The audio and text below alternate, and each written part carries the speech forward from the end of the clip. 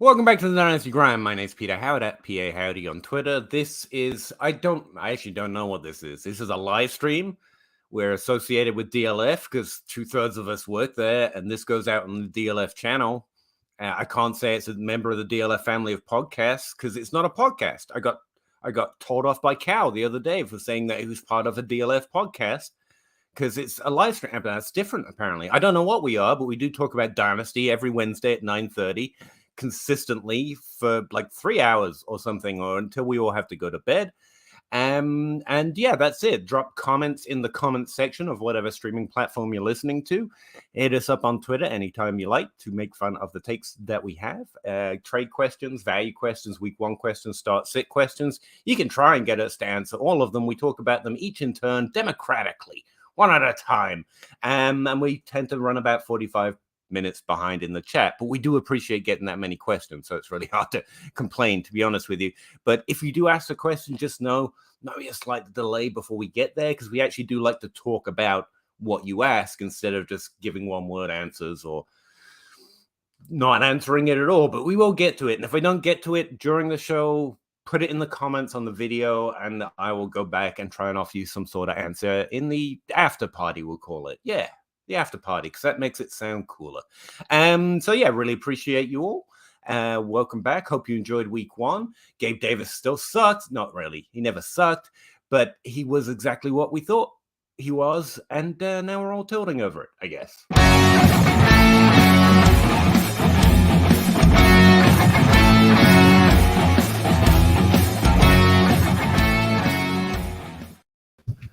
What up, guys? How you doing? Dancing to the intro. I love that. Makes me miss the days of high school when I had hair down to my shoulders. I didn't know. You didn't know? No, I haven't really had hair since I was 14. So, yeah, my hair always looked exactly like this. Like, I let it grow long, I cut it short. I let it grow longer, I cut it short. It's had very little change. You look good though, Peter. Welcome to the Hair Podcast with Zachary. That's what we're here for, baby. No, we had comments in the chat at like yesterday, as far as I can figure. Like, someone was in here at 10 to 8 dropping comments in the chat. I got to appreciate you all for doing that, because otherwise, what would we do? What would we do if we didn't have people to talk about Dynasty? So I really appreciate that.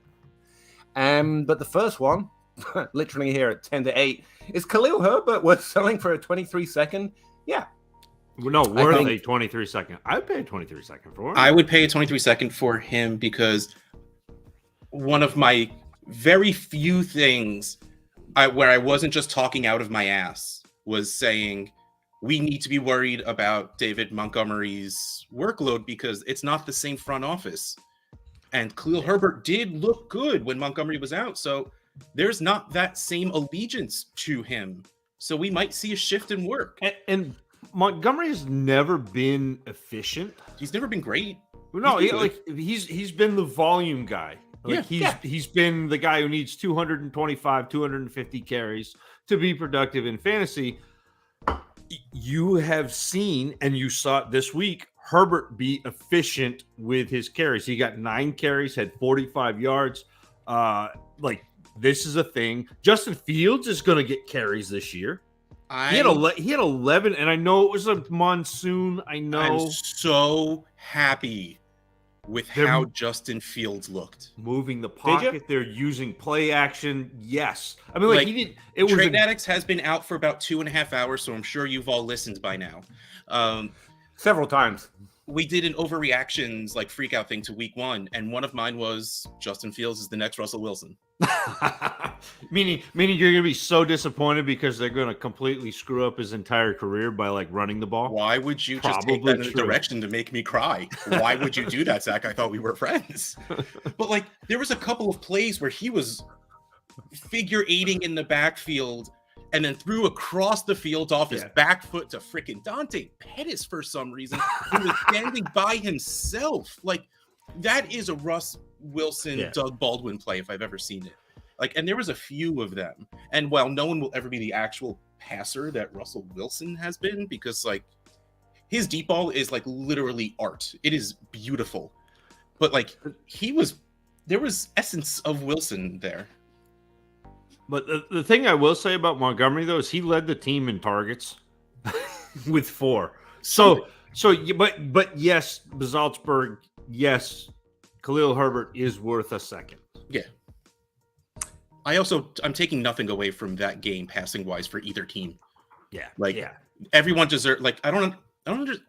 How did they walk and not just fall down? There was like inches of water on the ground. I heard it was pretty bad. The celebration at the end, it was basically the scene from Bull Durham where they're like, we need a rain out, and Crash Davis is like, I can get us a rain out, and then he goes and turns all the sprinklers on. It's like, oh my goodness, we got ourselves a natural disaster. Like that was it. They just run, slide, water everywhere. It was great. Yeah, my Khalil Herbert takes a little simpler and takes a lot less talking about Russell Wilson. We like depth running backs because they can have that upside, and through a couple of games, if not the whole season, Khalil Herbert's shown he's not only someone who can do that, he's someone this team will use in that role. I would say week 1, he outscored David Montgomery. Like, that's not why you're trading a second for him. It's because he was a high priority depth running back anyway. And yeah, so I would do it because we're in point season, and that's the kind of thing I'm looking for.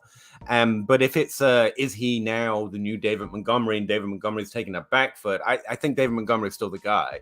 He's another guy you're holding on your roster, and that's worth a second because you think he has that upside or that start ability in a single game. So just to be clear, Blitzberg or Zoltzberg, sorry, I always pronounce that differently.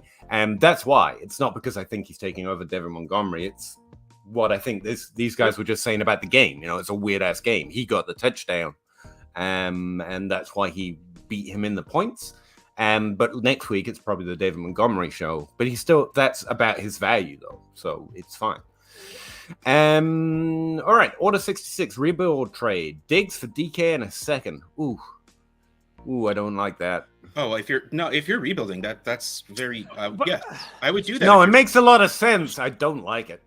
But yeah, I agree with you in theory, Russ.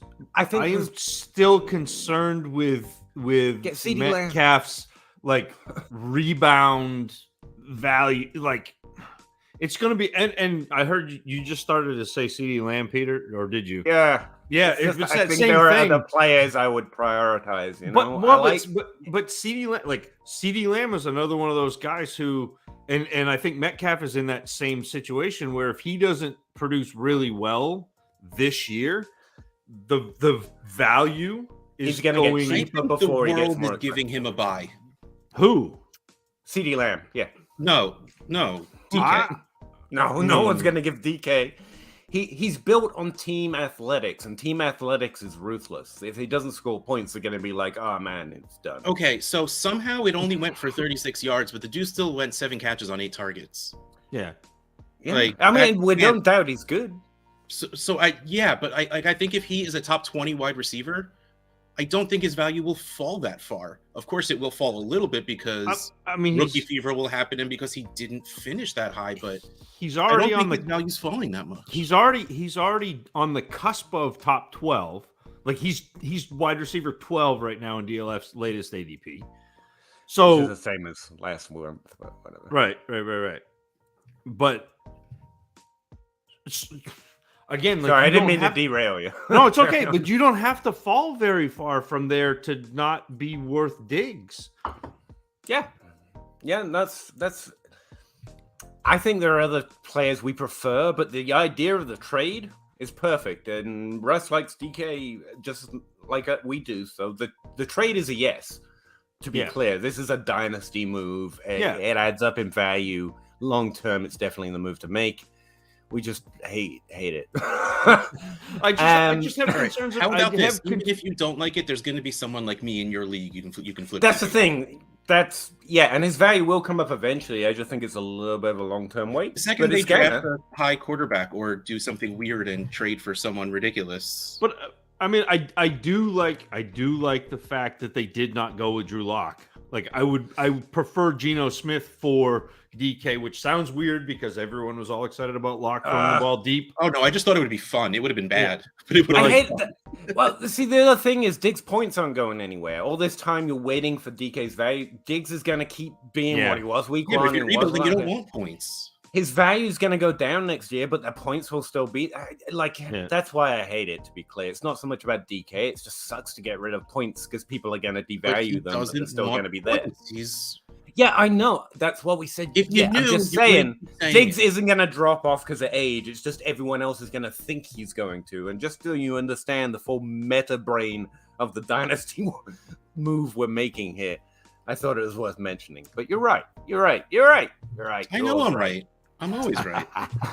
When I'm right, when I'm right, I'm right. And me, I'm always right.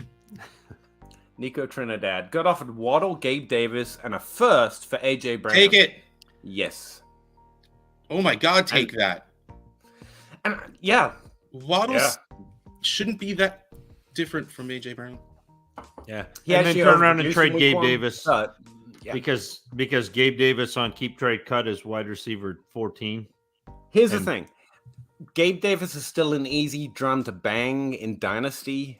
I don't know his value goes up that much. Everyone just got further ingrained into their position.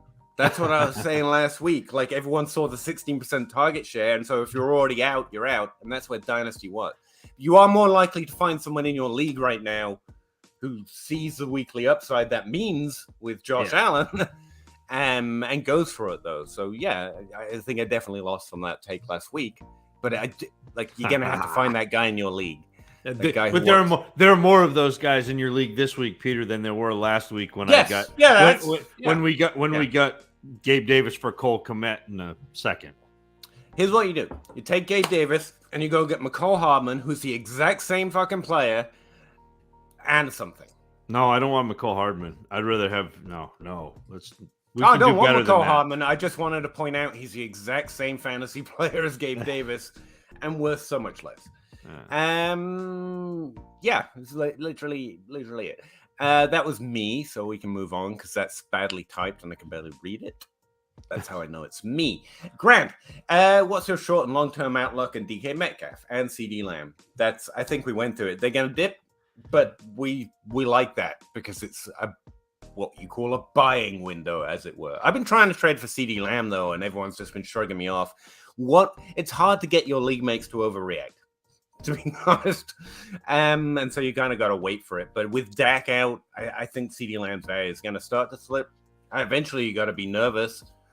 DK, again, same like Russ said, he's going to have big games because that's the type of player he is. So, and no, it's going to be play by ear. But we think this time next year, we'll be happy to have him on our roster. So if we can get a good trade on him, that's what we're looking at. Thoughts on DK plus a first for Lamb? I would love DK in a first for Lamb. Yeah, I'd like that side too. Oh, Zach, at what cutoff point would you send a 2023 first for CD Lamb? Like how far? I got one. A 2020, just one first for CD Lamb? Yeah, I'll do that. No, when would you stop? Like, would you send the 101? Like, let's pretend you do. Would you send the 101? But yeah, I think he's worth that. But okay, yeah. I've sent 220. I don't have any 23 first left. I saw them. But again, I've sent 224 first for Lamb and got rejected. For context, and yes, the 101 is probably a little better than this. For context, a first round pick is a 50-50 proposition to have a top 24 season. Like that's where we're. And I'm going to do a show. I'm going to try to get a hold of J Mike and do a show this week. But like I've talked to Peter, I've talked to Dave Wright, I've talked to Jacob Rickroad on different facets of this because I have a fun little nugget of when we can kind of see better than a 50-50 return on top 12 players for this year. So again, a first round pick is a 50-50 to have a top 24 season. So yeah, I'll take CeeDee Lamb because he's going to be that. He's going to be that. The start of the season is the first thing to make me regret the trades I've done with my first, because you could throw it for Lamb or DK or a whole bunch of players right now that are almost worse. I spent it on Pat Freiermuth a lot, which works, which seems to be doing well, but like I'd rather Lamb in a dynasty context. So that's we like this idea. I think the point I would say here is, he says both teams are heavy contenders.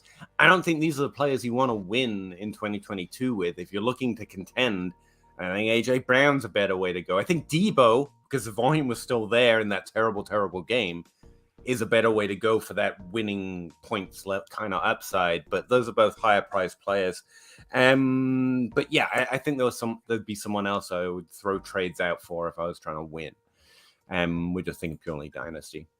Wow, Russ plays on his phone. Sorry, like, my wife texts me. I can't ignore that. I mean, come on. You can try. I mean, I'm pretty too. Not really. Yeah, I'm looking at you while I'm texting with her. I was thinking of you the whole time. That's not upsetting at all. I enjoy being baseball. here, guys. Just broad spectrum. This is a fun place to be. I like being here. Hunter Henry and a 24 first for Pat Freiermuth. Just went down in the DLF podcast league. Oh, that sounds like a me trade. But it wasn't you. It wasn't? I think I'd rather send that offer. I send something very much like that offer. 24 first and Rondell Moore I offered because I was trying to overpay to John Hogue, and John Hogue hates me, so he never gives me what I want. Well, apparently you needed to do 24 first and Hunter Henry. He did. No, I threw the first and Henry at him as well. No, he asked Pat Mahomes, just so we understand the level we're talking about.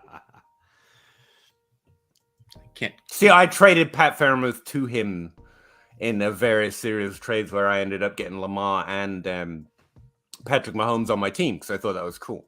And now he's got Pat Freiermuth and he won't give him back. Ever.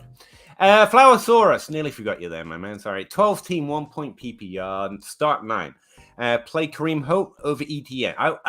I think they're bad even in terms of startability. I would play Hunt over ETN this week, though, yeah. Flex Elijah Moore over ETN. Elijah Moore's a little closer. Wilson, I was just writing it up for DLF. Wilson actually got the volume. They scored very similarly in points, but Wilson had a really good week 1, and I think people might miss that because you've got London and Treylon Burks doing better points things. But Wilson seemed through 1 week he won that job. Well. Wilson, they both did pretty well. Yeah. Wilson and Corey Davis both out targeted Moore. But I mean, if Wilson's getting more targets, that means Elijah Moore's he's less startable as a top 24 wide receiver. Right. He's got more of a split going on. I think I'm bringing it up for. I think I might roll with ETN over Moore in my flex. I know. Sorry, I haven't done my projections. Like I knew I freaking forgot to do something. I haven't rolled out my new projections. I'm gonna have to do that during the show, or I'm gonna have to invent some extra time to do that. I don't know. Sorry, carry on. Sorry. Is a role by Gerald Everett over Muth is a correct play with Keenan being out? I mean, not my world personally. But he had a great week 1. Like it could happen, but that's not the play. The play is to play Freiermuth, who had 10 targets. Like, that's the play. That's a clip. Freiermuth is a play. I seem to remember you like, I know Freiermuth just got touchdowns. He's fine. He's fine. Like, he's fine. But he's not a top 3 tight end, so whatever. He's fine. He's Hawkinson. He is. 3 tight end. No, he's not. Who? Well, that's fine, but you still got 3 above that. But anyway. Fantasy Condo. Hello, guys. ETN, Lamb, Kenneth Walker, Pittman, and Mooney. 10-team Superflex, half-point PPR. Am I a contender? No. I mean, I was just arguing about Pittman online. I am a contender. What's the question? ETN, Lamb, or Kenneth Walker, Pittman, and Mooney. Oh. There's an and in there, which makes it very confusing. So either they forgot someone. There's an and or. Those 2 for those 3. Walker, Pittman, Mooney. I am. Oh shit. I'll take. He Walker, is a Pittman, contender. Mooney. He says, "Am I a contender?" Though. No, I am a contender. So why he's am just, I could have been a contender. my guess is they have Etienne and Lamb, and they're worried about what Lamb is going to be doing, so they want to go get Pittman. No, I'm on board. I got screen blindness and I can't read. So yeah, I'm fantasy condo. I was hoping to let you rest those eyes and explain it to you. Man, I need to lay down. Etienne, Lamb, Walker, Pittman, and Mooney. Dang. I mean, I'm taking Pittman. I'm not really even thinking about it that hard. I think it's a Pittman. For this year, it's a Pittman side, easy. Peter still got the Pittman take lock, but Pittman is going to be really good. No one's died. No one gave me the email. Like, I'm sorry, he's not Jefferson and Cup and stuff, but he's really good. He should break into the top 12 this year. It's just not that kind of top 12 season. There's really 8 top 12 guys, or 8 people we think of when we say top 12. But yeah, especially this year, you're a contender. You want Pittman, and I think Mooney's probably going to bounce back too. Walker's fine, which is where Etienne's at. Long term, I think Lamb's the side that kind of interests me, but the value's still here with Mooney and Pittman. I think you're good, so I'd take the Pittman side for sure. No one's died. Which Jones is better to roster, Zay or Donovan Peoples-Jones? Donovan Peoples, I guess, but I'm not all about it. But both teams spread the ball around a lot. They did. Jacksonville's going to be throwing a lot. I know people have feelings about Trevor Lawrence, but at least I believe Trevor Lawrence is better than Jacoby Brissett. Yes. Yeah. And we also don't know what the passing game will be like once Deshaun Watson gets there, which is going to happen this season. So honestly, I'll take Zay Jones. Oh, okay. I think both. I'm very glad that week 1, but DPJ being a 5-star recruit is finally starting to pay off. He is really big. I think both are kind of false signals. So if I was gonna roster one, it would be DPJ, I guess, because I feel like I'm more likely to be able to find someone to go, ooh, he's huge, and trade with me. You're not going to feel great about starting either of them at some point. So you want to roster Zay Jones just because of Married to the Game, when they used to go, say my name, say my name. Remember that time where he fell down and then lifted himself up with his toes? He's a magician. Yeah. Either of them, trade them. Please rank Kyle Phillips. I haven't been able to dig into Kyle Phillips nearly enough. Braxton Berrios to Wes Welker. I don't think either of them are Wes Welker. Just going on a long shot there. Where did he go? Giants, right? Who? Phillips? No, Tennessee. All right, I have to go get crushed in a draft by Matt Price, Bosch, and Ryan, and I'll hopefully be back soon. Good luck. Yes, sir. And 17% expected point share, 27% target share, which is definitely inflated. Those 9 targets, 66 yards. Wow. I mean, he was the guy. He was the guy that I took in the last round of all of my drafts this year. Yeah, I definitely think I'm happy to roster him. Yeah. Don't get me wrong, but Wes Welker is an incredible career. I don't think that's an unfair comparison at this point, but I would definitely take Phillips. Yeah, but even if he's Braxton Berrios, you got Braxton Berrios has been a league winner each of the last 3 years. Take that. I'd rather have Phillips over DJP or Zay Jones. If that's if there's a line of demarcation, he's above the fold in terms of desire to roster. All right, San Francisco tight end premium: Dak and Terry, or Stafford and Mark Andrews. I think I would take the positional advantage of Andrews. I would. Yeah. Also, at least going to be able to play Stafford for a few weeks here. Dak's going to be out. Well, you assume Stafford didn't look good, and he's been battling an elbow thing. So I'm a little concerned with that whole. But I'm still taking that side of it. Yeah, you take the Andrews side there. Eric, I have both Keenan Allen and Josh Palmer. Oh, wow, rough. Is Palmer worth moving from the bench to start a superflex in a PPR league? Other options: Phillips, Watson, Hardman. I like that. Go with Palmer. Right. Whatever. Yeah, I think it's a whatever. I haven't done my projections yet. I I mean, not Hardman. I mean, Palmer. Go with Palmer is what that's what I would do. I'd go with Palmer. I think Phillips is probably my second, and then the other two are. I know you like Hardman as a boom, but yeah, as a boom, that's fine. I really wish I'd done my projection. Palmer's fine. I think he's got a pretty good profile himself. Cecil Fielder, 12 team Superflex, start 10. Wentz, Ertz, second, another second, or Waller and a 24 first. In a Superflex. Quarterback in the Superflex. It is one. Yeah. But I mean, it's how long is he a quarterback? And Darren Waller long term, And you get the first. I can like Waller on the first side. That's okay. I'm on the side. But I'm on the side with the quarterback. I mean, I find it harder to trade away those quarterbacks. So that value's also got an asterisk around it. Like I get Jared Goff. No one's trading me Jared Goff's value. You know what I mean? Yeah, I mean, I get that, but I also think that you'd have to look at a roster. If there's a chance that you're going to start Wentz this year, I would much rather have Wentz than Waller in a first. Ertz, I think, is going to give you somewhere close to what Waller does, maybe not quite, but close. And then 2 seconds or a 24 for like what? I don't know. I'm on the side with the quarterback. Would you rather have the 111 and 23 or the 106 and 24?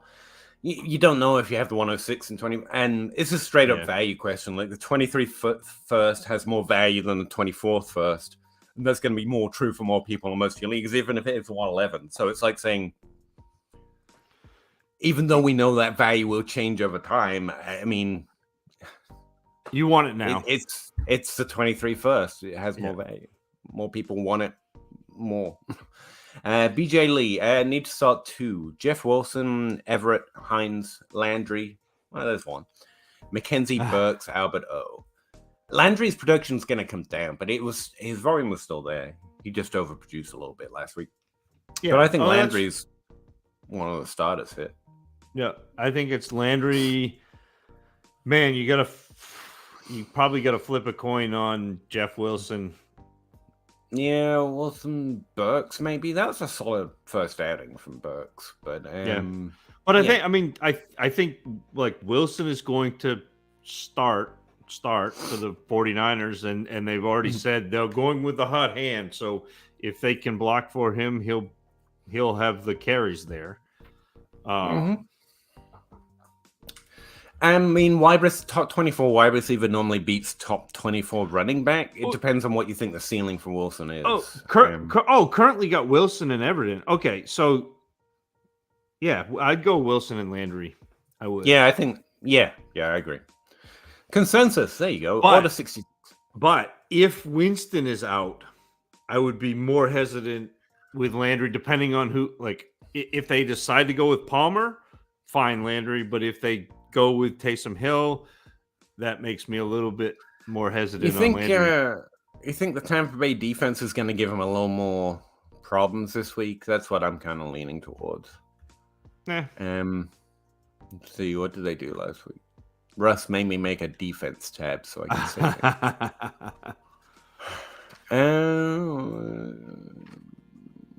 this is not good content right now, so probably just quit. But your Tampa Bay allied 7 points to the quarterback last week, 2 rushing attempts, 11. I think it might be a tougher test for Wilson, but I'm still starting Landry. He doesn't need that.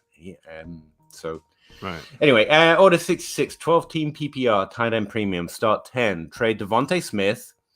I think he's a hold right now, but in this case, he's getting Tony and a 23 first and Peoples-Jones. I think the first probably wins at this point, but I hate trading away Smith just because of a one no target week. Well, he had 4 targets. He had no catches, right? Didn't he have? Okay. I think he had targets. Yeah, that sounds right. Yeah, sounds right. I could look. I'm doing that off. Yeah, he had 4 targets. Yeah, no catches. Yeah, but I don't mind that.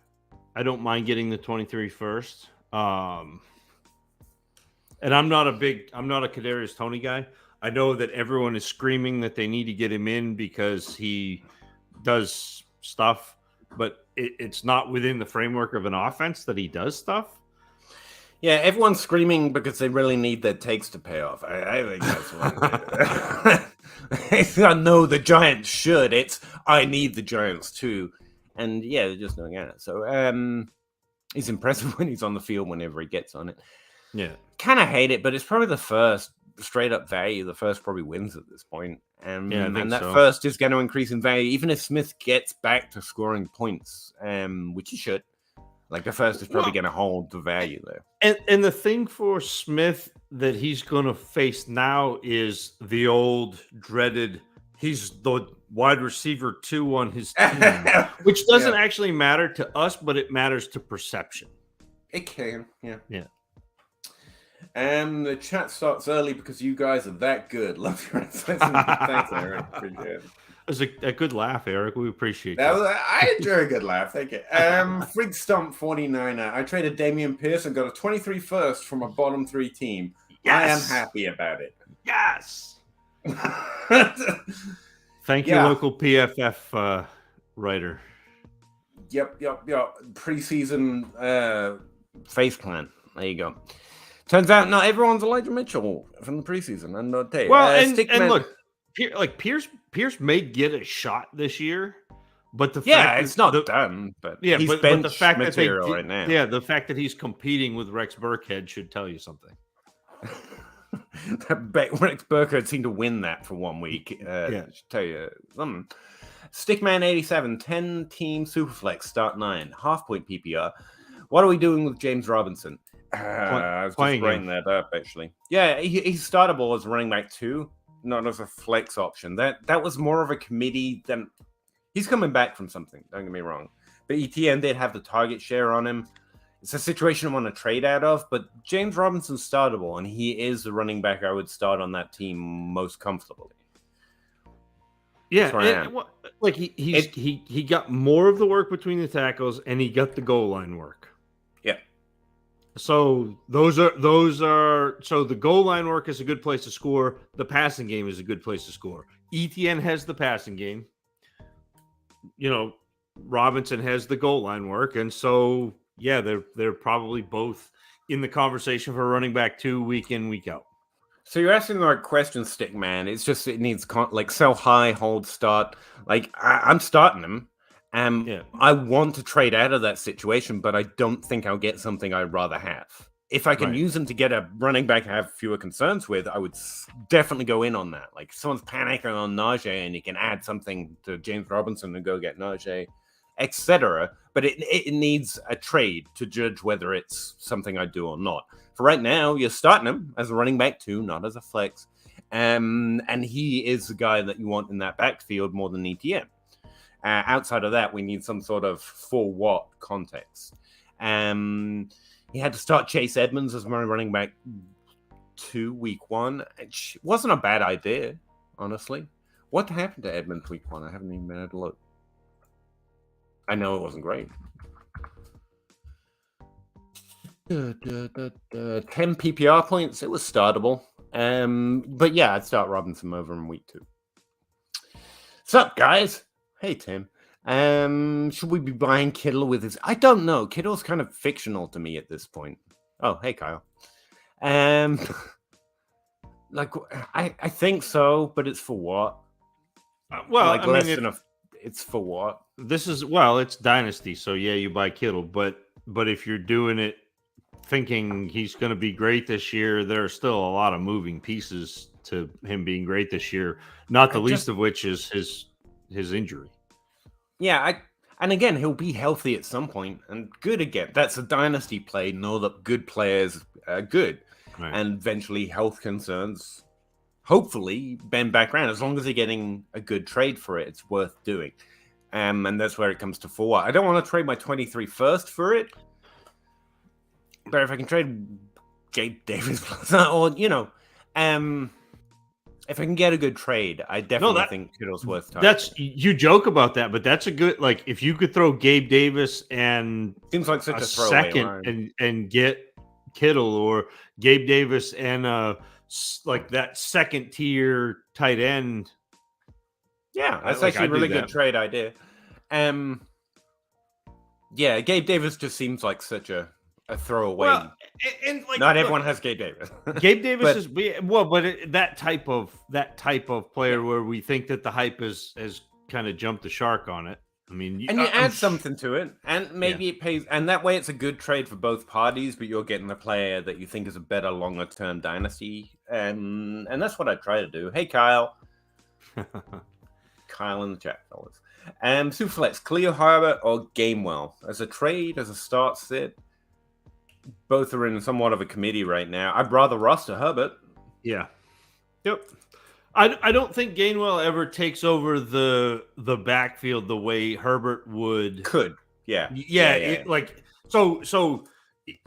Hypothetically, aliens come down, snatch up David Montgomery, snatch up Miles Sanders. I want Khalil Herbert. Yeah. And as a start, they're both like desperation running back 2 ads. You don't start them in your flex. Yeah. And again, I'd probably still start Herbert because we know he gets some significant work per week 1. Well, that it can work out that way. Gainwell, again, I was surprised by that usage, but that's where I'm at. Talbot droppable in redraft, maybe in Dynasty. No, this is why this is why rookies suck. I had no idea so many people had so much expectation on Talbot week 1. People are wild. Like we've gotten to the point in Dynasty. No one ever asked Sky Moore droppable. I mean, no, I know. Just roster him. But we've gotten to the point where people want it now, and if you don't get it, it's like, what happened? Because we got ruined by AJ Brown, Justin Jefferson, Jamar Chase, and honestly, Drake London week 1. I wasn't expecting that much. I thought that was really impressive. Yeah. 74 yards, 7 targets. Yeah, that's pretty good. Wilson out competing. I mean, if they keep doing it, we're gonna keep. But yeah, I know what I mean. It's fine. Just roster him. It's fine. Kyle, asking for a friend. I'm trying to tank, but scored the second most points in the league for the week. Am I doing it right? Yeah, absolutely. You are. You got 3 first-round picks and a top 4 team in the league. Yes, you're doing it absolutely right. Man, I pooched that. Keep tanking. Apparently, it's working. TD's D. That's the way I'm saying it. Would you trade Swift for AJ Brown? I have Eckler, ETN, Dobbins, and Kenneth Walker. You might be able to get a little more than AJ Brown for him. I would do that. I would rather have AJ Brown rostered because I like the receiver versus the running back long term. But I think you can get a little bit more squeeze for Swift. Yeah, to be clear, Swift's going to be a top 12 running back this year. So that's what you're giving up, to be clear. And I know your running backs feel pretty good, but Eckler's the only other clear starter here on your roster. So you are giving up having 2 top 12 running backs, which, again, in Dynasty is a good move, but like it probably takes away a little bit from your weekly upside. But AJ Brown adds at your wide receiver core. So yeah, I do AJ Brown, but I just want to be clear there. Yeah, you're not trading away Swift because you think he's going to do bad. As long as you're comfortable with that, it's like the Diggs trade. Trade him away, but no, it's going to be painful watching them score points because you could have had those points. Try to get something. We keep going back to Khalil Herbert, but something like that added with AJ Brown, where you could end up with weeks of a running back 1 with AJ. Did you like Isaiah Spiller? By the way, I had pretty high, had him with White, and I've seen him dropped in redraft, and where people suspect he lost the job in preseason. Like, I think he's an interesting ad as a rookie running back. They have come out and not spoken very highly of him, though. That's the stuff. Which is not great. Rashad White you'd prefer, but that's what I mean. Spiller might be an easier player to add if they have them. to a trade for that kind of purpose. Yeah, but I was wondering. I'm not sure Spiller's if Eckler went out, I'm not sure that Spiller's the guy that would fill in. That's what I'm asking. Like, Yeah, if you've got any hope, he might be an interesting ad. But I if don't, not, I then don't, not. I don't think he's second in line. I don't. I want him to be, but I think it's Kelly. Yep. Sell Wentz to get Pickett and a 23-second. Yeah, I'm fine with that. Get slightly younger, you get a draft pick, whatever. Yeah, I guess. I'm not. I don't think Pickett is very good. Yeah, neither of his starters. He's got Carr and Mahomes, so I don't mind getting younger. You're getting value added while you're already scoring points with other players. I like that. Eric, will other NFL teams try using coverage, like any coverage, on Justin Jefferson? No, he's got a contract with the NFL. He doesn't get coverage. That's why we like him so much. He's just this season. I mean, he's last year's league winner, was he? Like I mean, Cooper Kupp, but the granted, the offense is the offense that the Rams ran last year, which is what I don't know if you saw the tweet the tweet in preseason where Jefferson said, "Man, now I know why Cooper Kupp was open all the time." Like, they're doing some serious things in terms of scheming players open, and they're passing a lot more, and it's like Jefferson's going to be fun. I was going to say, what wasn't he ending up with coverage from linebackers a lot? I think I remember that. Yeah. And this is not to say that Jefferson will have record-setting weeks every week, like 189 yards and 2 touchdowns. Like, he's not going to do that. But he's pretty good. I'm going to pretend I knew this was going to happen. That's why he's my Dynasty wide receiver one. But no, I don't listen to that off-season Justin Jefferson saying blah, blah, blah. He's just really good and young, and I thought he was a little undervalued compared to Chase because Chase is more exciting. But he's going to be real fun this year. I would expect good things. Kevin, second question. Try to buy start of the game. I thought that I was going to start the show. I told you on Juju. It was good. I was not disappointed with that week 1 outing. As the resident JJ fan, the other JJ, the Juju fan, it wasn't the fumble either. Just he's the wide receiver 1 there for Patrick Mahomes, and it's pretty cool. You should trade for him at the right value. I didn't see enough to say, I wish I'd overpaid more and more places. Wasn't quite there.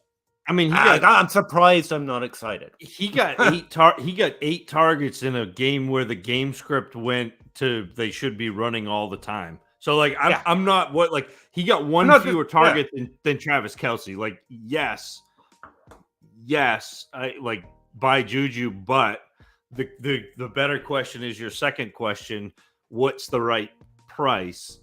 That's the thing. And that's a more his volume was good. I was hoping to be much more excited. And it's not that his performance was bad. His yards per out run's pretty decent. If you like that stat, his target share is solid. But he hit 20% target share. I think another Juju, even with Kelce there, it's the offense really spread. Again, it's McCole Hardman still owning a significant 10% of expected points on the offense, I think. Patrick Mahomes likes to spread it around, where Juju doesn't do the Tyreek Hill type thing of getting a lot of points in one go.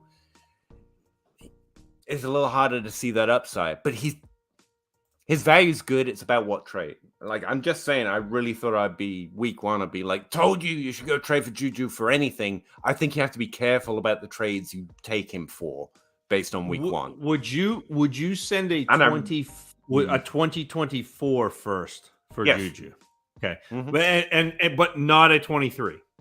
Yeah, because I can do more with it. Yeah, so I think that's Kevin. That's where I would be looking at a 24 first or a Kenny Walker, something like that, where a rookie that people are excited about that you might not be as excited about, that sort of thing. Like a rookie in a second, and yeah. See, I was trying to trade down. I try not to trade my picks because I do it too often, and I eventually need them or want them later for various purposes, like trading for CeeDee Lamb. But the only play, and it's probably because we've been talking about him so much, but like Pittman for Juju plus a 24 first isn't outside the range of possibilities, and you're trading down. Juju is down from Pittman. I'm saying that clearly, but I like it because I think they could both end up in that high wide receiver 2 range. You know what I mean? I think. But right now, Pittman's there and Juju's down here. So you need. That's the thing. That means you're trading. You could get a plus, and that's the kind of move I'd be also interested in, but tentatively, because Pittman's going to do it. Juju, still a few questions. But I definitely trade for him, but it's still price dependent. It's not like Justin Jefferson where you just, or Cup for that matter, you just throw what you have and you hope they accept it. Yeah, a little KG on value. CMC or Diggs? What about that week 1 usage there? I did not understand that. Yeah. I know people who think they can predict, like he's old, they need to mitigate his touches, now feel justified, but that doesn't happen. It is weird that it happened, to be clear, historically. And I think he's more likely to bounce up, but Diggs is Diggs, and you lean the receiver in Dynasty. Yeah, so I think so. I mean, McCaffrey. I think McCaffrey overall in a single season has the ceiling over Diggs, but maybe this is just me being blinded. I got the brown colored glasses watching Baker play, but Baker ruined Jarvis Landry, and Jarvis Landry is one of the best receivers I have ever watched play football. Yep. So there's no doubt in my mind that he can also ruin Christian McCaffrey. Yeah, I mean, I'd rather Diggs right now just because it's Dynasty, but even in season, in redraft, I'd probably try something like this. Yeah. CMC has that upside. I think that's where we're going, but Dynasty, you play it a little safer. And that's just Diggs is going to be the wide receiver 1 in Buffalo all year without question. So, think Gabe Davis, but every week. yeah. Which he was this week. Just in case you're struggling with the Diggs is good concept. D Magoon, 10-team, 2 quarterback league, half-point PPR, start 10. Biggest trade in our league history. Gave Najee Harris, Hawkinson, Robert Woods, Brian Robinson. Yep. Michael Thomas, Winston, and got Pitts, Jimmy G, Garrett Wilson, good. Akers, it's fine. In a rebuild, he has 4 firsts as well, just to throw that out there. I think Pitts wins most value calculations in this trade, wins that side, and I love that you got Wilson. People really might be underrating his week 1. I think you won, but not as resoundingly as you want to have us say. It's a win, but it's not like a huge win. Yeah. But by good trade, we mean they didn't get screwed either. This is a pretty good, well-balanced trade. Well, and if I'm competing, I like the Najee Michael Thomas side. That's the side I want. I think looking to the future, and I also think if Akers has a good game, he would be somebody I try to flip. Yeah, but. Exactly. But you're going to have to wait for that because he had an absolute stinker, and Darrell Henderson was the guy this week. So you may be waiting a bit on that. Zachary's answering the first question I think we came across. So that's how far behind we are in the chat so far. It's like 47. It's also what we got doubles. It's our powers combined. We are Zachary because that was we are Zachary. We're there. Serenity. Russ did say he's coming back, right? He was busy losing a draft. Then he'll be back. Ryan McDowell, Matt Price are putting it to him, and Bosch. If those 3 guys are involved in the draft, it's going to be intense. They're gonna crush him. Russ is too nice of a man to start that room. Not really, but you know what I mean. I'm actually stalling while I look it up because I meant to look up Hunter Henry. I was surprised. Jonu walked away with the points. Yeah, week 4 one. targets. Yeah. But the question remains: is Hunter Henry going to be one of those fringe tight end starters? And I still think so. I think the volume was there enough. The problem this year is the Patriots' offense is really bad. Their offensive line is really bad. They don't have Dante Scarnecchia, who was the offensive line coach, retired. They just signed Marcus Cannon, who they released, and he went away, and someone else released, and they like re-signed him, and they've promoted him already. They've given him his number 61 back. Like, I am concerned that if you're looking at Hunter Henry, the draw of Henry is he scores touchdowns. Like he's the red zone look for Mac Jones. Well, they're not going to be there as often. The red zone is going to be a kind of a distant memory, I think, for the Patriots. He's still rosterable, and you can start him. If it's a redraft, though, I'm not sure he's the one tight end I hold. Like, I'm probably flipping him. I would rather have Henry over Gesicki at this point. Gesicki on the Dolphins is a non-starter. Like, he's what about Logan Thomas? He had some interesting usage though, and he's in this. Yeah, I mean, if I'm going to drop one of those guys, it's going to be Gesicki though to get Henry. Yeah. I would do that. Serenity. And you just, again, rookie Trey McBride sitting on your bench and not expecting much. Isaiah Likely is, if we're talking Dynasty, like those guys should not be on the waiver wire. Likely, week one as a tight end, he had a lot of usage relatively. He didn't score the touchdowns that Devin Duvernay did, but I think it's underrated exactly how much of that offense is going to run through its tight end. Yeah. Bateman was a little lucky this week, and he's the wide receiver on that team that you want. So I think likely McBride and Dynasty especially should not be on the waiver wire. I mean, I drop all these guys to roster either of them in Dynasty. As far as startability, it's Thomas, then Henry, and the other two you just wait and hope it comes. Everybody in our chat already has Isaiah Likely because we talked about him 4 weeks ago as being the guy that's on your waiver wire to add. So they're my wide receiver 2 in this. Yeah, they already have it. Yeah. Tight end 2. Sorry, shit, I screwed up that flex. I suck. You look good though. You look good.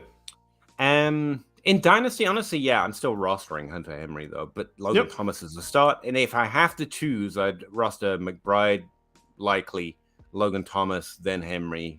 Like that's the priority of rosterability in Dynasty. Startability, Thomas is at the top. And then Henry. Andy, I traded Scary Terry. He is scary. For a 23 first and a 24 second and McBride. 16 team PPR. Loved it before week 1. Then it made me sad. It makes you scared. It makes you sad watching points get scored. Did he say he got the 23 first, the second, and Trey McBride? I would much rather have that than McLaurin. Yeah, me too. But I understand it sucks watching other players score points that you had, and he didn't score. I mean, like he was. Fine. He didn't do great, but he scored. Yeah. but you look at the targets. You look at the targets there, and Gibson had 8 targets. Samuel had 11 targets. Dotson had 5, and McLaurin had 4. McLaurin got out targeted by 2 receivers and a running back. Much more concerning, Antonio Gibson was 18% of the overall fantasy offense there. The expected points, it's a spread passing game that's going more to the rushing game on that team. It's the week 1 take again. We want to overreact, but carefully. Remember Corey Davis, who, like that guy, was a top 12 wide receiver week 1 last year. It's just 1 week. We want to overreact, but balance to what we already know. This is also, and I took flack for this a couple weeks ago in the chat, saying that Wentz does not throw the ball down the field. And they were like, well, look at what Pittman did last year. So, he had a 21% target share But if you look at what the running backs had, and you look like this is what Wentz does. Wentz is not a throw the ball down the field guy. Wentz is needs to see people open before he throws it.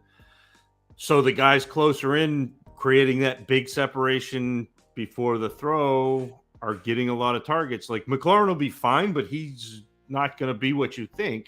I think, Andy, you won this trade. Like, stay the course, man. You could not get, and you may be able to get that second back if you were trying to trade Scary Terry right now. No one's giving you the first, let alone with pluses. Yeah. After week 1. So, like, I get the feels, but you did good. Don't worry. One Black Coffee. I remember you. It's been a minute, right? 10-team Superflex PPR Dynasty. Jonathan Taylor, Jerry Jeudy. Got to talk about Sutton.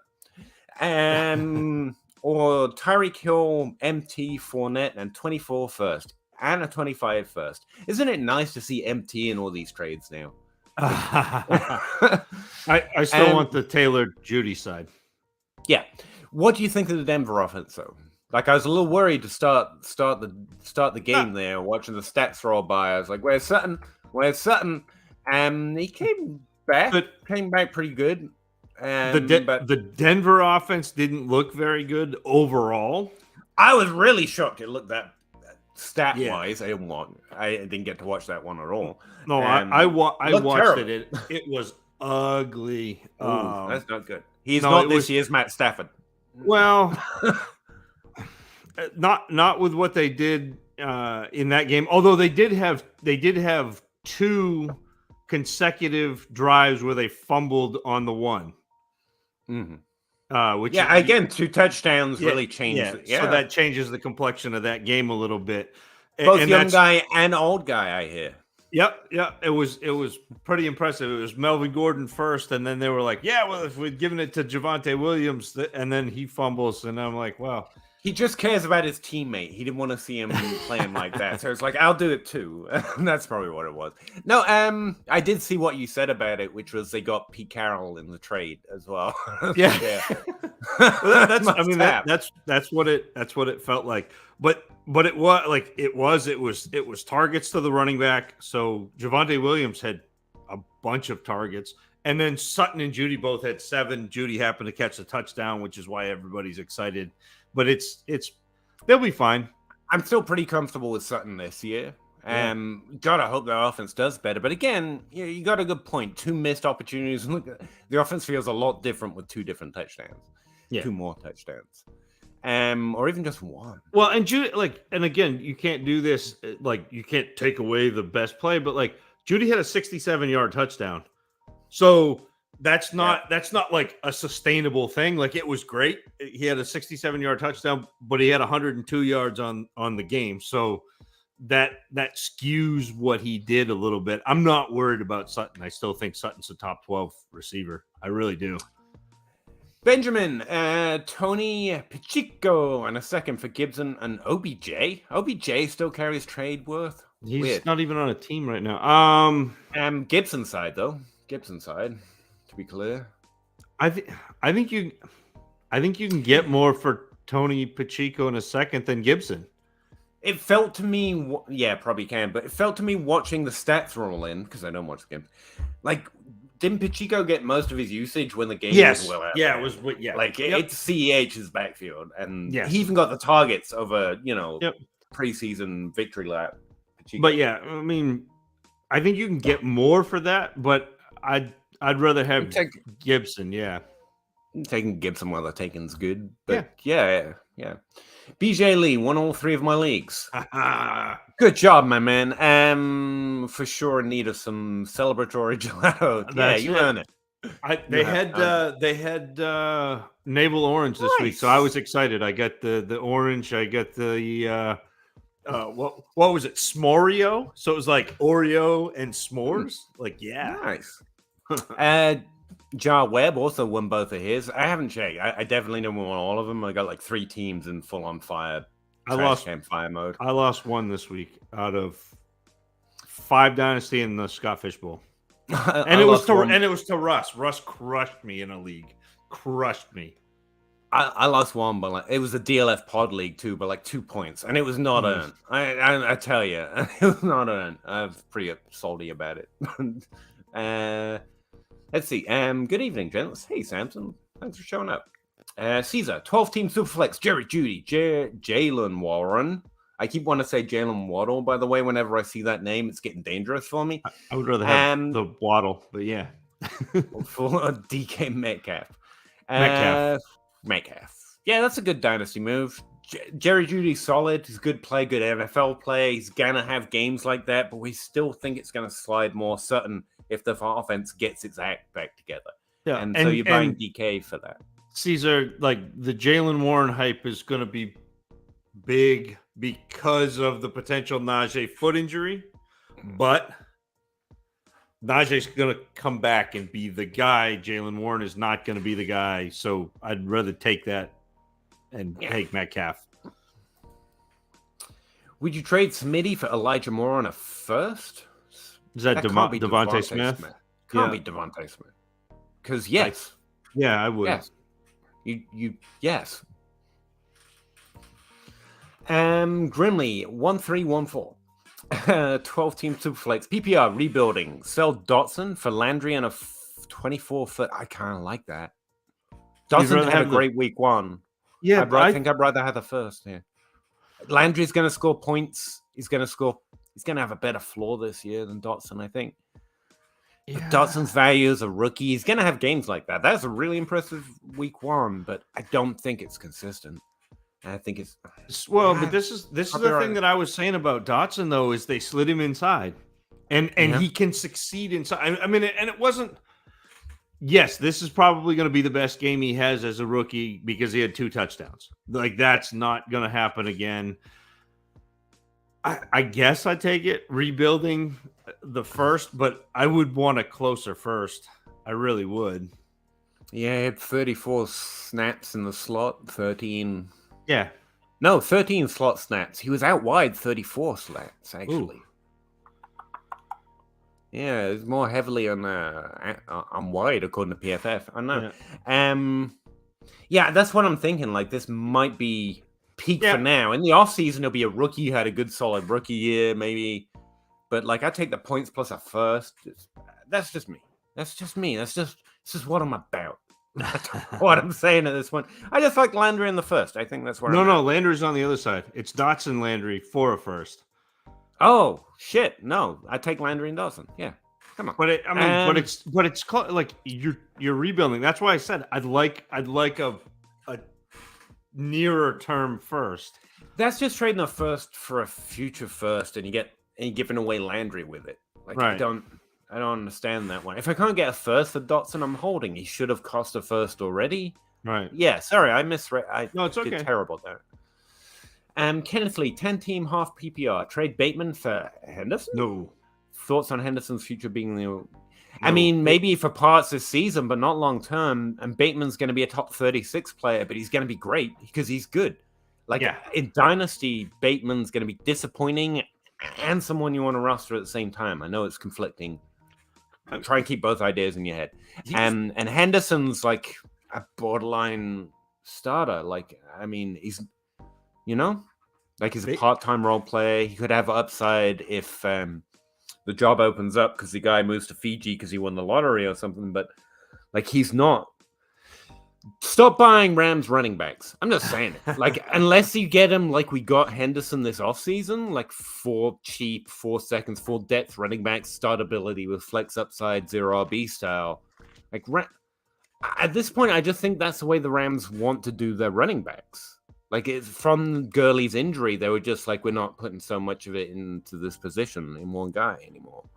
Well, and they've also just continually cycled. And spent high pick, like second round picks to get running. Like that's what I was gonna say. Wasn't there another good depth guy outside of Henderson? It was that Akers. Well, I mean, they had Akers. No. They backed him up this draft, right? And everyone was like, he's better than Henderson to roster. And so we got Henderson even cheaper. I swear there was someone. No, it was Akers. Maybe. It was last year. It was Akers. Someone this year. But anyway, definitely Bateman, especially Dynasty. You want Henderson, but for less than that, like a lot less. Bateman's just good. You just hold him. 1 QB, half-point PPR, Hawkinson, and a 23 first, or T. Higgins. Ooh, Higgins is worth one, right? Yeah, I'd take Higgins. That's probably close to the price for him, but I'd take Higgins. It's fair, but I'd take Higgins. Especially in a one quarterback, that makes the first not quite as valuable because again, in the 23 class, we're looking at probably 2 to 4 quarterbacks that are going to be drafted like highly. So that makes the first round a little bit better in Superflex than it does in a one quarterback. So I take Higgins, especially with that in mind. Sam says, by the way, Gabe Davis looking kind of good. Okay, I'm done. No, he did very well. He did great. But again, it's like wasn't he with Jared Judy? He got 1 touchdown and 1 long pass. Yeah. And that's the thing. He can do that. He's in a great offense. He's a good player with a decent role on that team. He's going to do that. But how many targets was it? 4 in the end? 6? It's if one of those smaller volume of targets doesn't go for that long touchdown, suddenly half your bench was a better start. That's the McCall Hardman, Gabe Davis arc. Like, they're great players with above average roles, and they're going to be good starts in a spot for you, but they're not going to get that huge role that makes them more dependably starters. But yes, Samson, he looked very good. He looked good last year. That's why everyone loved him.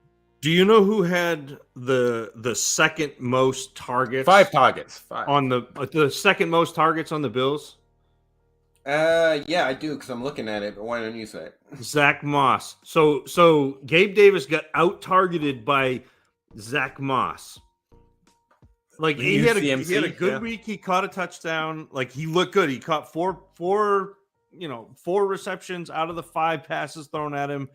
But he did have that 47-yarder. He had the touchdown. Like, he looked good.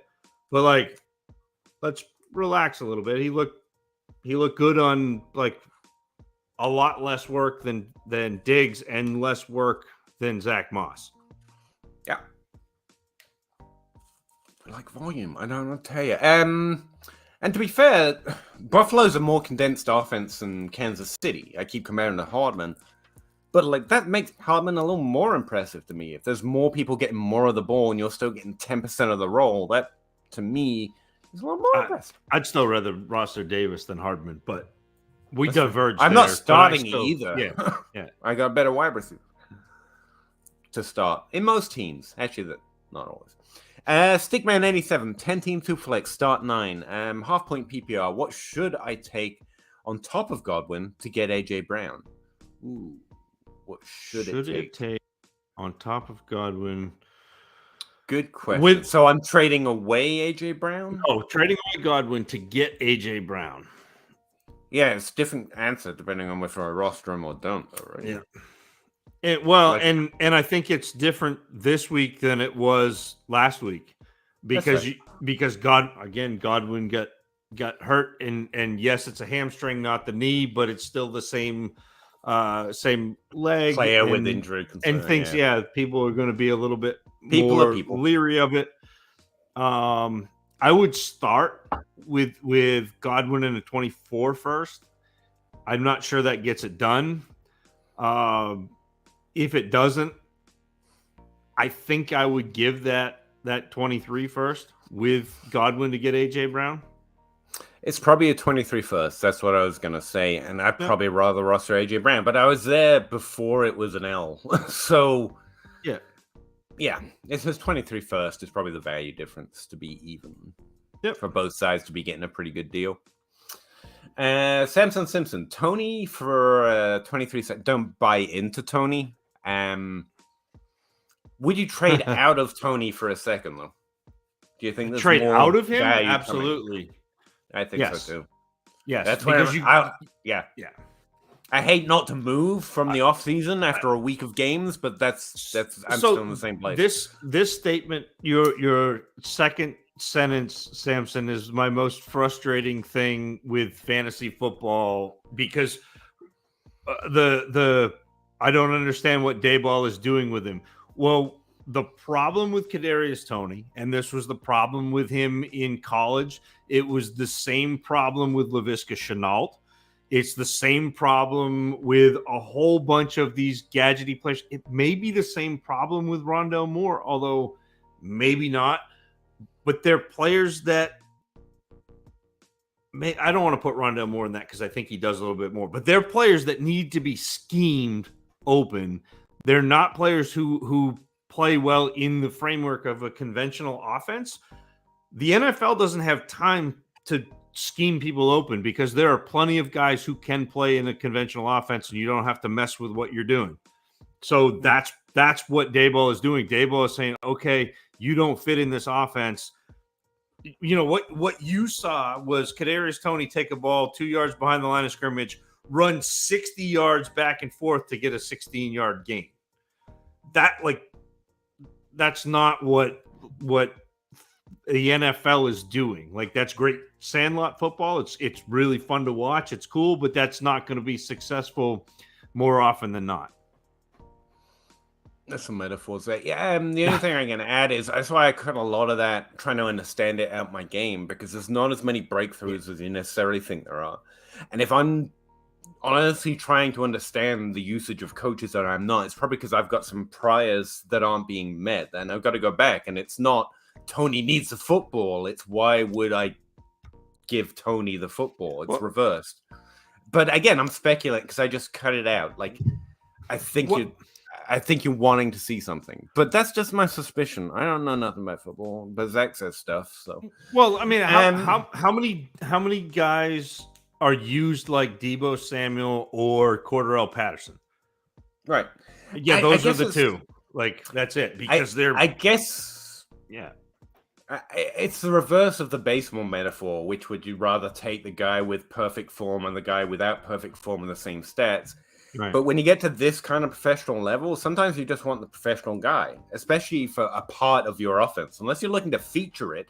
Right. Which, you know, the 49ers have consistently been doing with Deebo, or the fact, I mean, that's what they did with Josh Allen. If you want to switch positions here, they decided, I'm going to build an offense around this guy. Right. They didn't draft Tony thinking they're going to build an offense around him, and neither should you. Like, I'm going to build an offense around the idea, just let this guy ball. Like, I'm sorry, there's billions of dollars in this organization. We're just going to hope this guy doesn't break a leg while he tries to juke everyone on the field.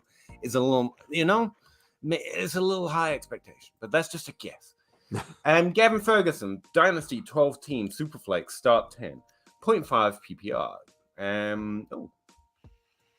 Hey, it's Russ. How'd the draft go?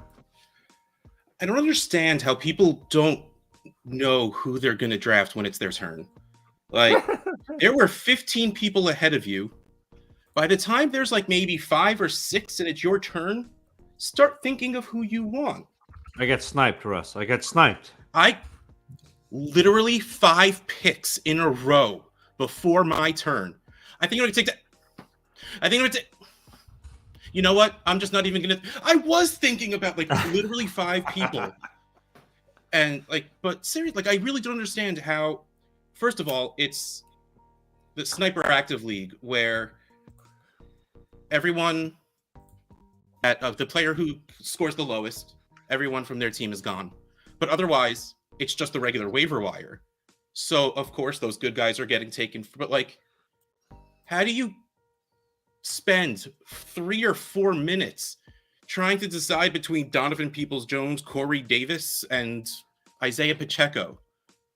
Like, close your eyes and point. And, like, what? It shouldn't take 3 or 4 minutes. I should have been back here 20 minutes ago. You look good, though. On the plus side, next week there will be 1 less person. So it'll take a little bit less time. There you go. Gavin's asking us a question. Dynasty 12 team Superflex start 10. Half point PPR. Michael Thomas gave for Terry McLaurin and a 23 third. So did this get interesting because Michael Thomas is back? Michael Thomas is in every trade. That's what I've decided. It's impossible to trade in Dynasty without Michael Thomas. Yeah, I think Michael Thomas, it was a little bit of a weak top 12 performance, but he was there. I mean, it was bolstered by the touchdowns, obviously, but Yeah. you can't expect him to come in and command targets over somebody like Jarvis Landry. Right? There was a lot of targets to go around that game, though, and it was against the Falcons. Yeah. It had like Okay, 20% of them, which is a little below what Michael Thomas used to be. But, Yeah, I mean, you're still he not could set about bounce 8 back targets. into it too. No. 5 Well, for again- 57 and 2 touchdowns. Again, there are a lot of targets flying around. It said he didn't get, only got 20% of them or so. What was it? Like, I think conventional wisdom in Dynasty says the McLaurin side won. Yeah, I just don't know. I would take I'm that conventional. I'm not sure. Like this is a trade that I would like to send now. I would like to send McLaurin in a third and get Michael Thomas and get those points for the next couple of years, because I'm concerned with McLaurin, especially this year, especially with Wentz. And I'm not saying, like, yes, you won, Gavin. Like Dynasty value, probably you did. won. Yeah. You won.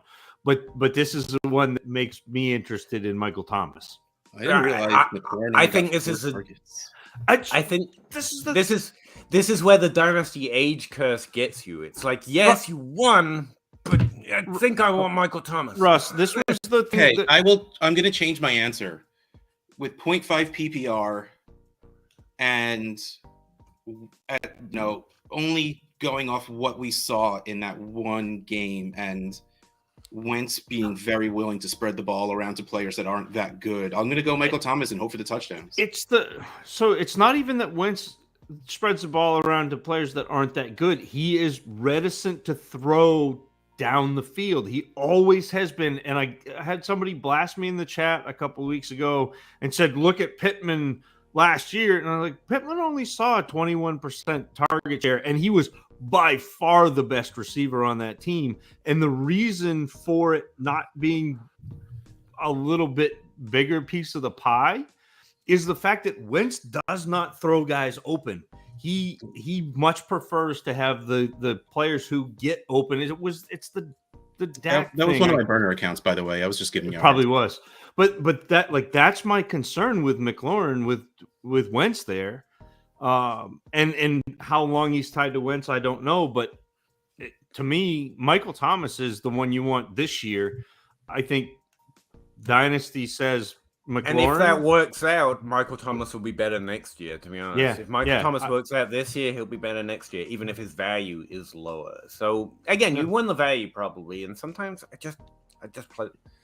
Yeah. I don't think the value is hot enough.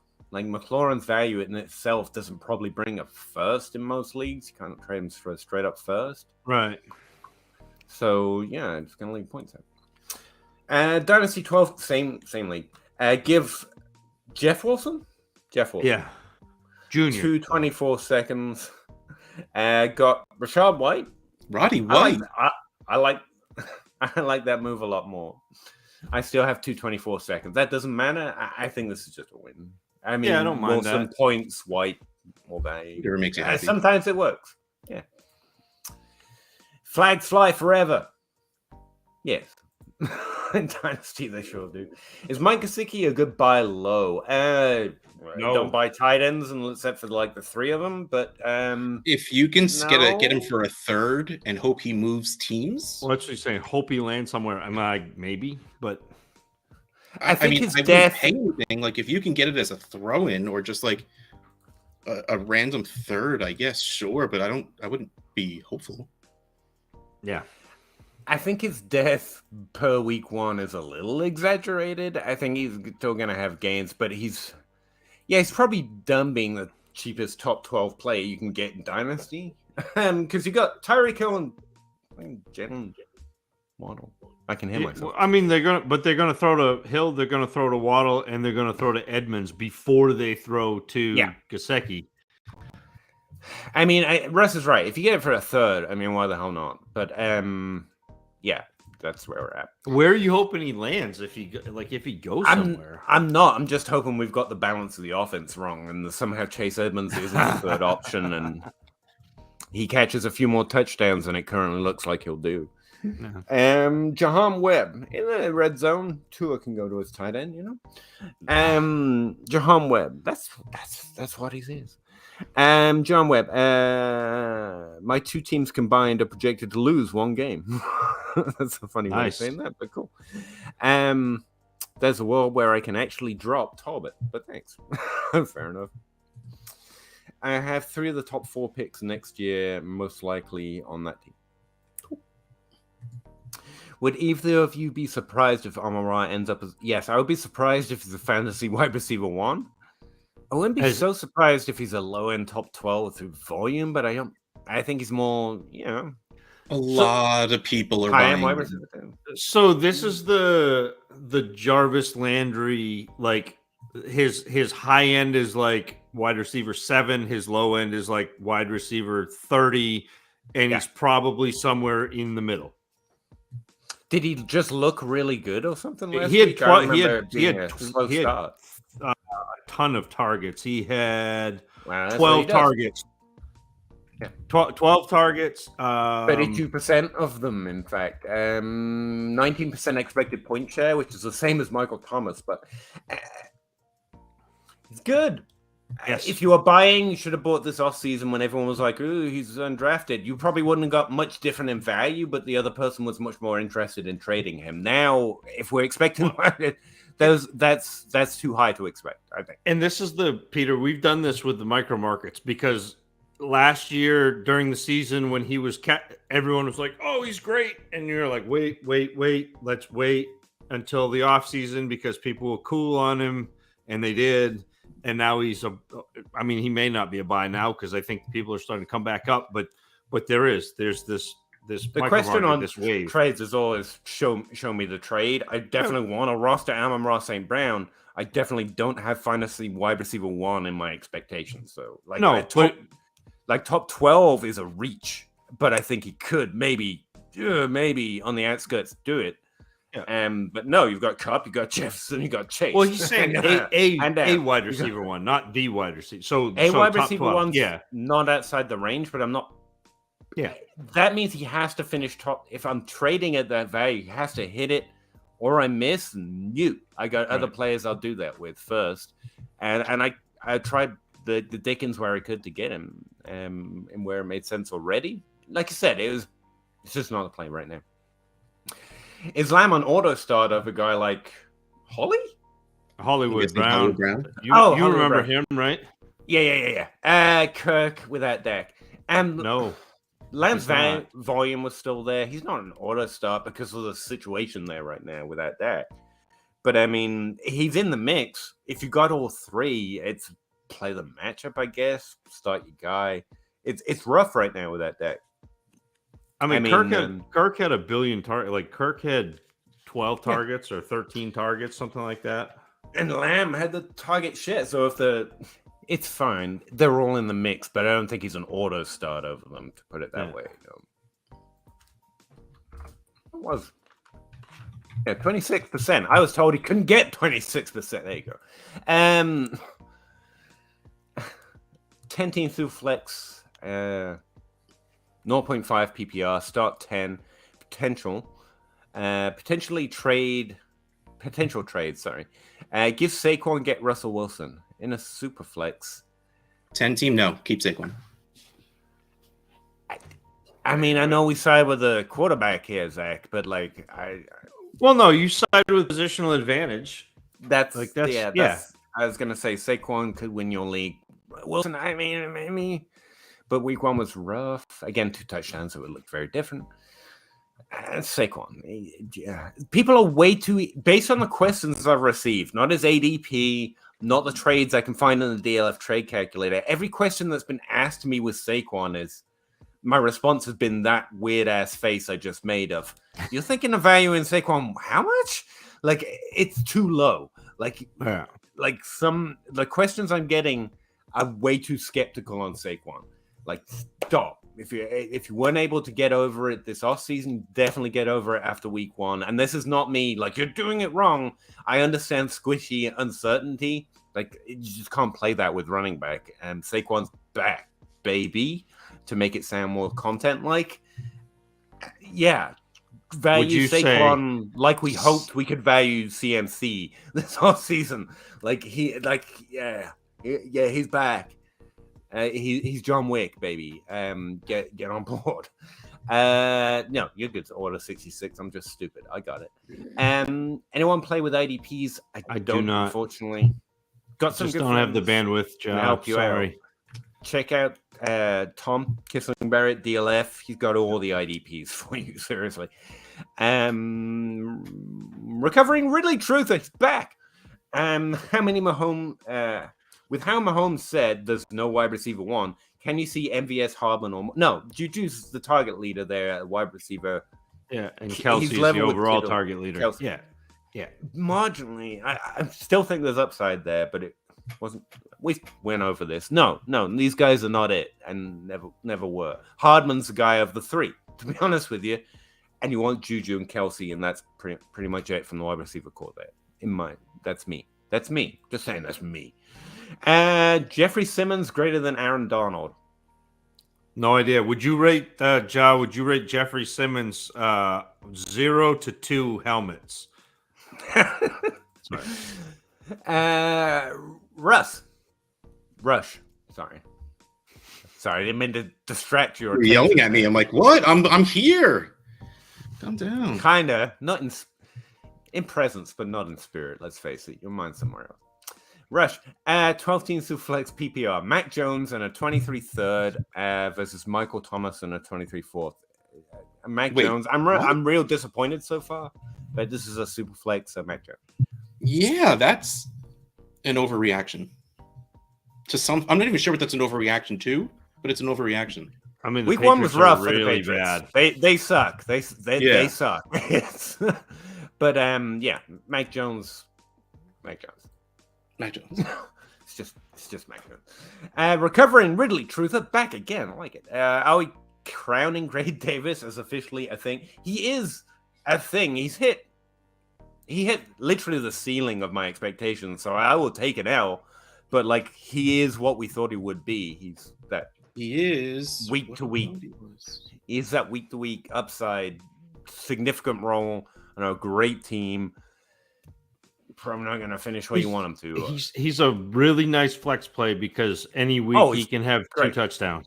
That's just what is a great flex play worth a first. The strongest, Gabe Davis is the best ass flex play you could ever have. The third option. I don't think so. Worth a first. I think on a winning team you can make the argument. This might put me over the edge week to week and on top 3 team maybe. But I don't know. There are players I would rather trade a first for than Gabe Davis. Again, he's at the ceiling of what I expected. So even right now, if he does this all season, up and down with the 16% target share, I think I was too low on him. Dynasty was too low on him. But we kind of got his role right. So it's everyone's just getting ingraining in their own takes, being willing to meet in the middle, and we'll get it even better. I'm glad you guys are all coming over here to the middle. I'm glad. I don't like it. I don't like this feelings. I want to get back on the outskirts quick. But we got more Gabe Davis questions, so I don't like being in the middle. I hate it. I'm gonna trade down until I'm at the bottom. That's what John Bosch taught me. Gavin Ferguson, need help improving my running back room. Don't we all, Gavin? Montgomery and Herbert. Well, that's part of your problem. AJ Dillon, Kenneth Walker, Rashad White. Oh, yeah, you do need some help. I mean, you're solid. You're fine if your wide receiver room's good. This looks like one of my receiver rooms. Yeah, if you're winning at wide receiver, this is good. With upside and Dillon and Walker and White, good. Do you have running back targets right now, though? I haven't redone my ranks because DLF ADP hasn't redone, so there's no point. Well, see, the thing is, my answer is going to be guys of that level anyway, like CEH and those guys. Gibson. These RB2s, and that's what you have already. I don't know what else. You're going to have to give up assets from your team to upgrade at running back, especially in season. So, what I would be looking to do is see if I can pair and you're not going to like this because this is rookies, but I'm going to pair Olave and Walker and try to get a real running back. Oh, did I miss where he said that's where I was going to go. What you want to do is try and use your good assets to try and get that edge running back. Hopefully, you've already got a wide receiver, so you're always trying to tear up. You're a really good receiver. Or honestly, if you have a team in your league that is fine waiting for a couple of weeks to get points, see if you can hold Michael Gallup over people. Because I'd rather lose Michael Gallup than Chris Olave. Yeah, but Michael Gallup with Cooper Rush. But by the time Michael Gallup comes back, Dak Prescott will be back. Yeah. Maybe. Yeah. I don't know exactly what you're asking, Gavin, but if I was to say 3 running backs with like more upside than what you have already, outside of Dylan, because he probably has it, and the underperformed week 1. Yeah, you have the wide receiver depth to do what Zach just said. Because I did scrolling up to seeing what your wide receiver room looks like. Yeah, pick one of those. Like honestly, if people still believe in Montgomery, you get rid of him.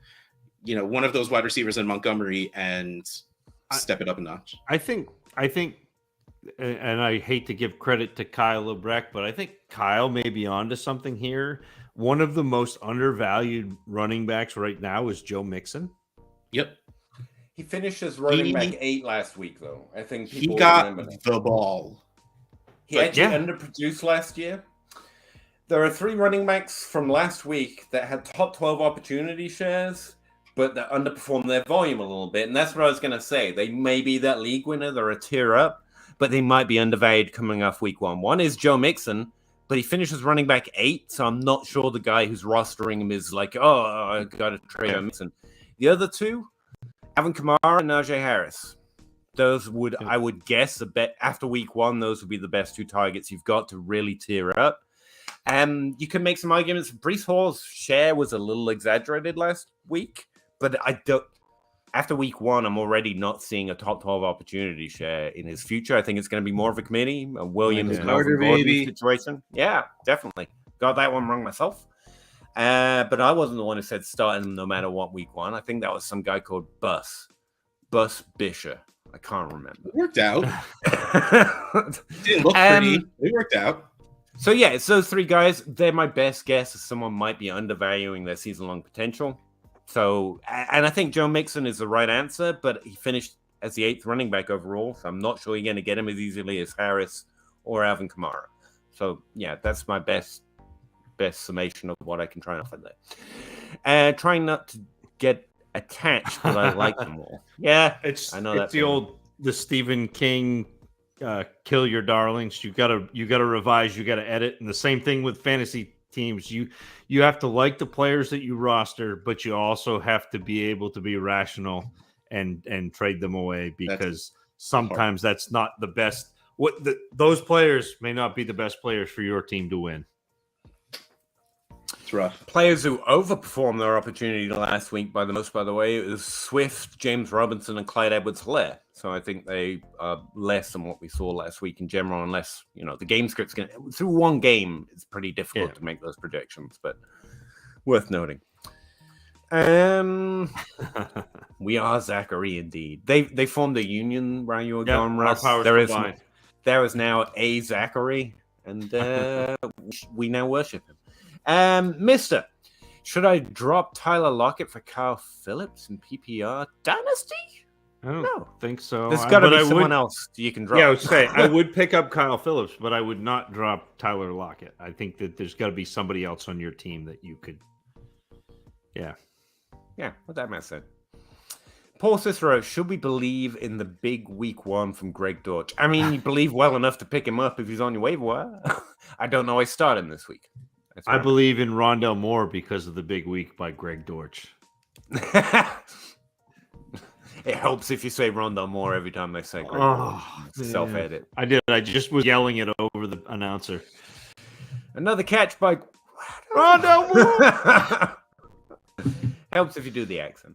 Jahan Webb. Yeah, I dropped Mac and in Dynasty. Okay. Cool. I did too, but I'm a Patriots fan. I just dropped the team. I'm like, whatever. I'll see you guys next year. See you next year.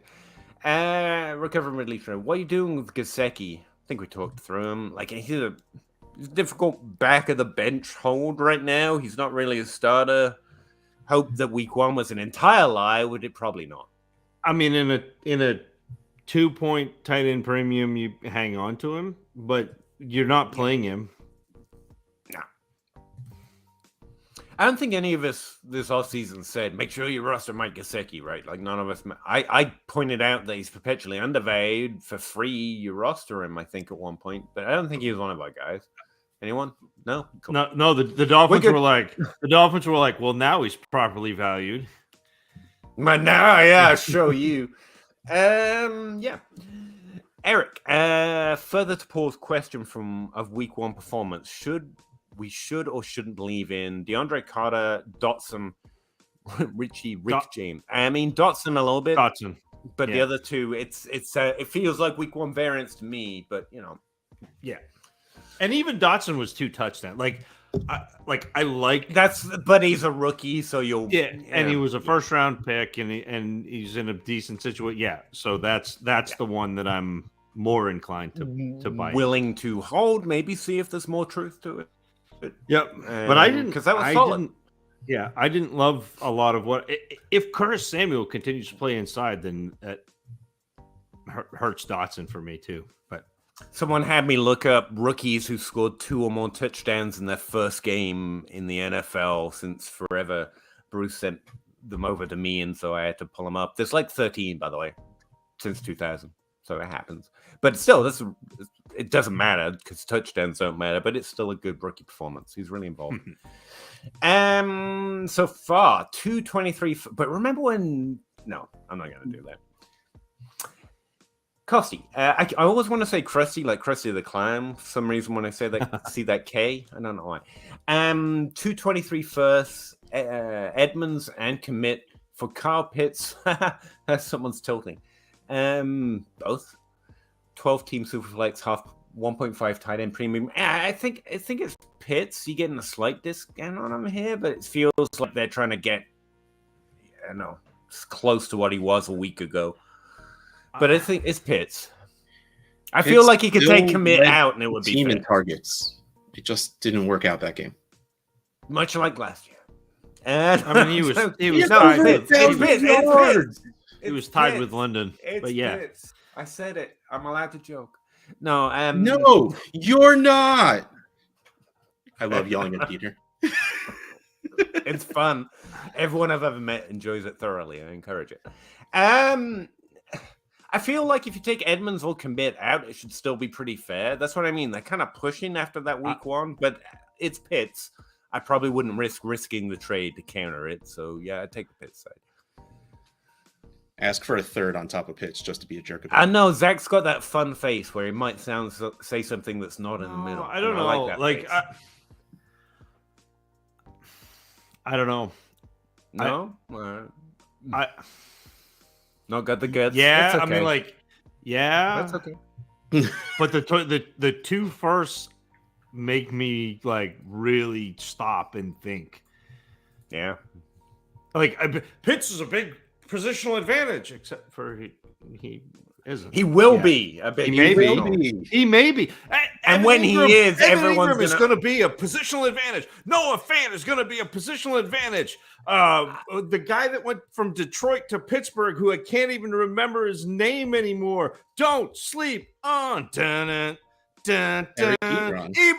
Yeah. And when they do, everyone will overvalue him, and you'll be able to get all that value that you're spending right now for Pitt. Yeah, but yeah, it's Pitts. I say, but I don't know. I squinted. I'm dubious on the. I'm just gonna say I might take the firsts. I'm just gonna say you could probably get Pat Freiermuth for one of those and not have to worry about it nearly as much. I'm just saying. Yeah. Even though Zach says Pat Freiermuth sucks. Whatever. No, Freiermuth's in that next tier down. What would you do? Lofty, 08. What would you do with Najee? You're fine. Hold him, roster him, play him when he's healthy, or starting at least. I get it. What would you do with Najee as a somewhat competitor? Play him? Well, he's hurt right now. If he's out. He said he's going to practice and play this week. Okay. I mean, he's risking more injury that way, but I don't play that game, yo. Like, I don't know. I do know if he's playing, I'm probably playing him in Dynasty. Like, I'm not panic trading because running backs get hurt. Carter, if you're rostering a running back, you kind of already bought into that risk. All I know is Jaylen Warren did not urinate down his leg this week. So that he did not. Did you see? That was Tomlin. Mike Tomlin did an interview, and they asked him about Warren, and he's like, "Well, he didn't urinate down his leg, which is a good start for a rookie." Oh, it is? Okay. I didn't know that was a bar you had to cross. That's the line. That's the line to start at. Yeah. All right. Recovering Ridley Truther again. It's also a little important to note that Wentz is motivated after all the haters. Yes, that's what it is. Playing the not so improvised, and that's what happened with Dante Pettis this week too. They finally hit their max motivation threshold right. against the former head coach that benched him. So next week he'll suck, is what you're saying. So there won't be any head coach that benched him. It's fine. Phil, Devontae Smith or Kyler in a 12-team 1QB league? Kyler Murray, I'm assuming. In a 1QB league, yes. I think it's still. I think it's actually Kyler, because that's a positional advantage. All right, I have had this question in my head all day. Does Kyler have that top 5 quarterback upside? Yeah. I like the play. I think he's good. Does he really have Mahomes, Herbert, Lamar upside? He's right there. Okay. Then I probably shouldn't have rejected that trade. This is something I've been toying with in one quarterback leagues because it's an interesting idea. The value of quarterbacks in a one quarterback league is not trades, it's points. And so to me, one quarterback leagues, dynasty leagues, we're talking, that's the one place where I would go out a little early on quarterbacks and get a Mahomes, Allen, strike that, reverse it, Allen, Mahomes, Lamar, Kyler. Like that's the one place where I will pay up for quarterbacks. So like I have a one quarterback dynasty league, my home league. That's the one that Kyle was joking about me tanking. So my quarterbacks in that one quarterback home league are Lamar Jackson, Dak Prescott, and Aaron Rodgers. Well, I started out with Aaron Rodgers. I drafted Dak Prescott, or I might have picked him up on waivers, and then drafted Lamar Jackson. And that team won back-to-back, was in the championship again, and part of that is on the strength of the quarterbacks. There's no trade value in them. I can't trade them for players. So getting a top quarterback for Devontae Smith, who may be fine, but like he's not right now. So even go get the position advantage. Let's be optimistic, when he's Devontae Smith again in fantasy, he's a top 24 wide receiver. Right. Which is not the same as a top 5 quarterback. Yeah. So that's why I was asking. It's something. John Hogue asked me to value him that way, and I didn't. I feel kind of bad now. I've come a lot. Like I've my thinking has changed on this, and it hasn't changed in redraft, and it hasn't changed in superflex, but it has changed in one quarterback dynasty. Once you experience positional advantage, it's hard to forget. You get positional advantage, but you get the positional advantage year over year over year over year because you're not trading those quarterbacks because there's no value in it. So you get Josh Allen and you just have Josh Allen for as long as he is Josh Allen. And the same thing with Kyler Murray. You just have Kyler Murray in perpetuity, which is a positional advantage every year. Which is why I think it's really important to decide if he does or doesn't. Right now, I'm a little just a little dubious, but I want it to happen because he's short, and I want another Drew Brees. It was always fun listening to people talk about Drew Brees and how he's too short, but that's me. Recovering Ridley Truther. Maybe it was me, but Jerry Jeudy looked like he clearly turned on the Jets and just roasted that coverage for the first touchdown. Almost 2 interceptions from Russ, too, by the way. Sounds like it. I wouldn't know. Is this recovering Ridley Truther has gone and shifted to the guy who was going to be the next Ridley? with Jerry Jeudy. Is this what we're doing? That's fair. I think he played good. He's good. I mean, I like Jerry Jeudy. Look, I've been a Jerry Jeudy guy. I like Jerry Jeudy, but I still think Sutton is the one you want. Yes, there. I unfortunately agree. Even though I do love Sutton anyway. Jerome from Canada. Welcome in, dude. I'm assuming it's Canada. It says CA on it. Points per game last year, Kyler Murray was 4. That's true. But position rank is one thing, but we're talking Mahomes, Allen level upside. That's what we mean when we say that, isn't it? Allen was 24.6. Herbert was 22.9. Brady was 22.6. And Murray was 22.57. Mm-hmm. Like, that's a position. Like, that's positional. He's outscored Mahomes points per game. Last year, yeah. That was last year. Well, no, that's the thing. Mahomes didn't have positional advantage like that, so that's why everyone was a little tilted in redraft and Dynasty. Well, the year before he was a QB2 and outscored everybody except for Mahomes and Allen and was less than a point below them. Mm-hmm. Okay. Like Jerome, 10-team Superflex. Start 10, gives Saquon, get Russ Wilson. Did we do this one already? I think we answered this. I think we said Saquon. Thanks for the great answers. Cheers. No problem. Hope they were actually great. I would take okay, honestly. Garrett Wilson takeaway. Mentioned him earlier. I think what he did week 1 might be underrated. He had the volume edge. I really was really impressed with a lot of targets, yeah. Over Elijah Moore, big fan of. No. It's a good week on. John Webb, it says Dotson and Landry for the first. That was when I misread a question. I think Zach caught that, though. Yeah. Greens Point, 10-team, 1 QB, 1 PPR. Start 9. I have Swift, AJ Dillon, Brees, JK. So LOL. do you not have Brees? Cleveland, just joking. Jeff Wilson, Justin Jefferson, Gabe Davis, just the all-T team with Bateman, Elijah Moore, Josh Palmer, Burt Pickens, and Jameson Williams. Thanks for making me jealous, Greens Point. Yeah, I appreciate that. Nice humble brag. Daniel McGrath, is this the week to flex? We said you could start him over most of those guys this week. Yeah, maybe it depends who else you got as an option. Kyron Williams makes me sad. Thank you, Zachary. Thank you, the other Zachary, as you'll now forever be known. I had to drop him in a redraft league. 6 to 8 weeks, they're saying. I don't want to pick up someone else. He's on the IR, so he's out. Yeah. Yeah. Oh, shit. Is the Rams running back you were thinking of?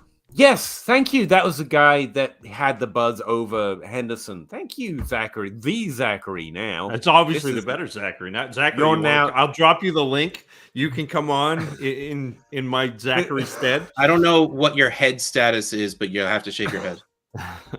This is now the other Zachary, and chat Zachary is the Zachary because he got it. Man, I haven't gone by Zachary for a see how the roles reverse.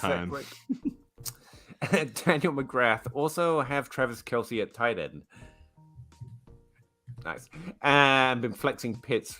Should I start? Everyone's been flexing Pitts. Should we? I think CPAT is a stronger starter than Pitts right now. Yeah. I think he's going to get more carries than Pitts for sure.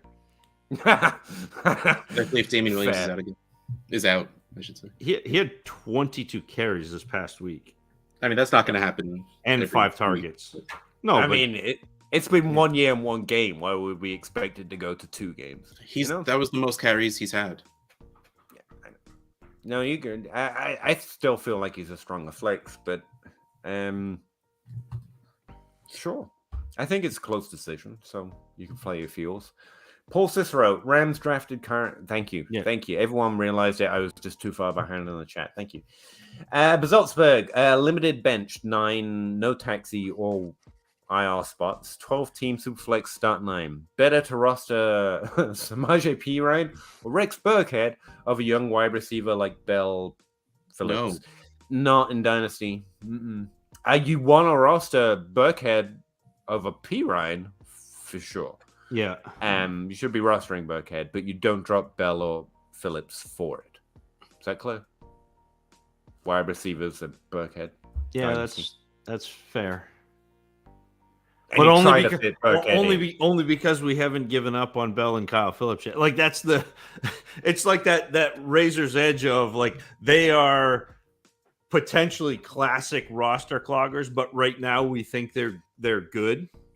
Yeah, and so I we're think- we're dreaming on that. So like I'm with you. I would roster Bell and Phillips over Burkhead, but Burkhead is that type of running back that like you want to throw on the back end of your roster because he has potential to like bell cow like last week. Yeah, Last week.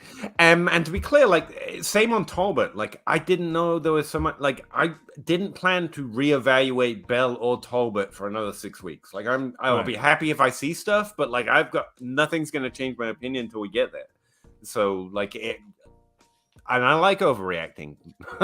So I think there will be P. Rhines and Burkheads on the wire with those short benches. Yeah, I'd rather hold on to the prospects. I think you're right with that too, Russ. Dynasty 12 teams who flex start 10. Brady, Kelsey, Kamara, Zeke, Hopkins. That can't be DeAndre Hopkins, right? What It's running gotta back be, am I? unless it's the kicker that retired. Why did he just Bryson throw a wide Hopkins, receiver come on. in the middle of those running backs? Anyway, or Javonte, Godwin, and Devontae. I mean, Devonta Smith. Yeah. Brady, Kelsey. I mean, Brady, Kamara's- Kelsey, Kamara. Yeah, that is so yeah, many it's the points. first side of that, which is yeah. wild. I mean, very- I know everyone loves Javonte because he will one day be what Kamara and Zeke are right now. But you get it's just give me the points. Javonte had a ton of targets this week. That was I mean, Yeah, it's- like, you're going to get younger, but Good. like, there's a better way to do it. At what price? I mean, he's throwing Godwin and Devontae. It's not like he's not getting no. That's Devonta Smith. That's It's all points for all youth, basically, right? yeah. I like winning when I can, if I could. And this would change your team's 2022 outlook, this trade right here. So, yeah. Calvin Hobby says, smash that like button. I'm assuming he's talking about his streams that happened the day before ours, but that's cool. Oh, Cal offered to come on whenever we want, by the way. So, like, if anyone wants a day off, we'll have- just want to talk to Cal. We'll have Cal and Zachary and Peter Howard on next week. No, I think it'd be cool to talk to Cal. You don't Absolutely. they say No, he's a Cal. fantastic they don't host. They don't like. They I say love Cal. Like I tried. I lurk in the chat whenever Cal is hosting a show. Me too. And just like Cal's always- listen and take it in. So Yeah, seriously. Which is why I thought it'd be cool to have him on sometime. And hopefully we'll get to do that. Greens Point, 10 team, 1 QB, 1 PPR, start 9, Dynasty. I have Swift, Justin Jefferson, AJ Dillon, Brees, Jake. This is a team from before. Gabe Davis, Bateman. That awesome roster right there that you can read with your own eyes and brains. My only QB is Lance. Do I need a QB2 or wide receiver 1? In a 1 QB, the answer is always no to that question. If he only has Lance, but I mean, you have a wide receiver one. That's fine. And Right. you have the wide receiver 1 probably. If you can, I'm not giving up that team to do it. It's Oh, absolutely. I'm gonna say, I might like, stretch, but team. If you can get like a team old guy, like if you can find a way to get Kirk Cousins or Derek Carr or someone who doesn't have. Even in a Superflex league, doesn't hold that much dynasty value and get them I cheaply. mean, I would I use like them to using stream Zach's between idea Lance here. and taking other Gabe people. Davis and seeing if you can get one of those guys. But I would just throw that out there. yeah, see if you can get one of the top guys. Otherwise, a 10-team, 1 quarterback. There are Like, probably quarterbacks on the waiver wire, at least like Yeah, I forgot about starters. start So nine. so just like as a backup, like if Lance doesn't do Lance things, don't panic this week, Greens Point. Like For sure, do not. because last week he played in a monsoon. So Yep. I don't think that's indicative of what Trey Lance will be, but it's like yes, there is some level of concern. But I meant to ask this to you two because Russ was saying Fields played well in that monsoon game, right? It's the same game. I mean, reasonably well. He didn't have a great game. He only threw for like 150 yards, but I said he looked. Yeah, he looked good. What they were doing with the offense, and the same thing with Lance, where he had, and I don't have it off the top of my head. Yes, I do. Enough. He had 13 rushes, which is what you want to see from Lance. So, So yes, it was a monsoon. It was a bad game. It wasn't good. I made the joke that Trey Lance had his really good two seam going because everything he threw had real good movement. But I'm not out on Lance yet. So Greens Point, if there is somebody on the waiver wire that you can pick up to just kind of have as a break glass in case of emergency, then do that, but I wouldn't actively be worried yet. Yeah, I think Zach's idea is the best here. You have a winning team here. If I'm doing something at quarterback, why not add to that? So see if you can take some of your great players that maybe don't need quite as much, like JK. Like, I don't think you're starting Gabe Davis over Justin Jefferson. I don't think that counts as Gabe Davis hate. And try and get that positional upside. Maybe try some of that, and if you don't like, I don't think you have to. But it's an interesting question. I appreciate it. I was just interested in the Field Lance comparison because what I took away from that was that you can look good even in a game where you can't really evaluate the end result. And I was wondering if, Lance showed any of that. Oh, thanks, Freak Stomp. Yeah, hit that like button. Appreciate it. Unfortunately, I just watched Red Zone and they didn't show much of the Niners offense, but they did show a couple of plays out of Fields where it just I looked really good. I wish I had the money and some reason whatsoever to get that NFL Field Pass or whatever it is where you could watch like the condensed games. Like, all right, that'd be lit. I don't know what that means, but I think it would be a lot of fun. No, I would actually, getting one of those subscriptions to anything that carries all NFL content is so expensive. It's almost prohibitive sometimes. Sorry, I didn't mean to get into that. I forgot we were alive and we're not just chatting.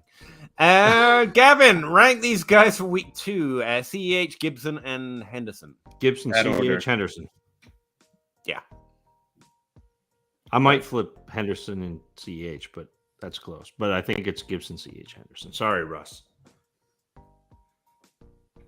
He's staring at it intently. He's doing his projections right now. I don't know. Honestly, I usually set my lineups during the day on Wednesday just for like a preliminary go through to see if I want to try and do any trades before Thursday. And I didn't do it today. So I have no idea who's playing who. So I can't really like super help, but I'm there for the CEH ceiling. So I'd go CEH, Henderson, Gibson, and hope that the Henderson usage is real. What about the Gibson usage? You don't think that's real? I just don't think. I think that's the worst offense of the three of them, and I'd rather have the better offenses. I was going to say, just an aside, if anyone wants a cheat code with start-sit decisions, something I always use as a difference maker. Unfortunately, it's not public anymore because they took their rankings off Fantasy Pros because they're so good. They don't see a reason to keep proving themselves. It is 4 for 4. They are a DLF partner, so you might have access to them through DLF. I don't know quite how that works with DLF.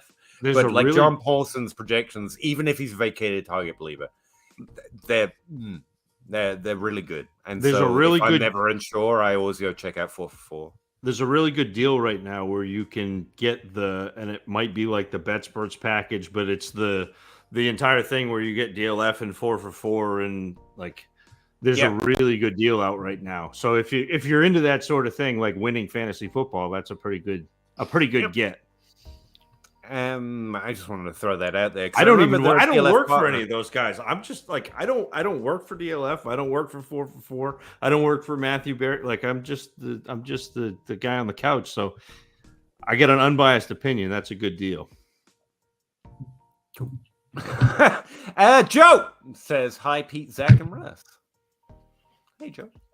Russ gets the smile. I like that every week. Makes me happy. Russ deserves the smile at the end. I don't think that's me specifically. I think so. Russ, every time I see you, I'm here. It's definitely not me, so let's face it. How are your Antonio Gibson shares doing? Good? Yeah, pretty good. Samson Simpson, would you think with Tony he would be someone of interest after a first-round draft pick? I mean, that's the Giants, though, man. They will make bad picks. But I mean, Gettleman's gonna Gettleman, baby. I get what you mean. They put in a first-round draft pick. You'd think they would do that with the knowledge that it's Gettleman. Honestly, again, it's a very specific situation. It's not like I'm saying apply that logic to all future picks, but Gettleman plus a player you would need to scheme around with a very unique sandbox style skill set. It didn't, and his production wasn't there. And yards per route run. Kadarius Toney had a really good yards per route run. Is it because he's running 60 yards between the sidelines and looks real cool while he's doing it? Yeah. Might have something to do with the way that is just not the best stat for predicting volume increases. But there you go. Peter, can you tell those that didn't know that fumbles aren't sticky? Fumbles are not sticky.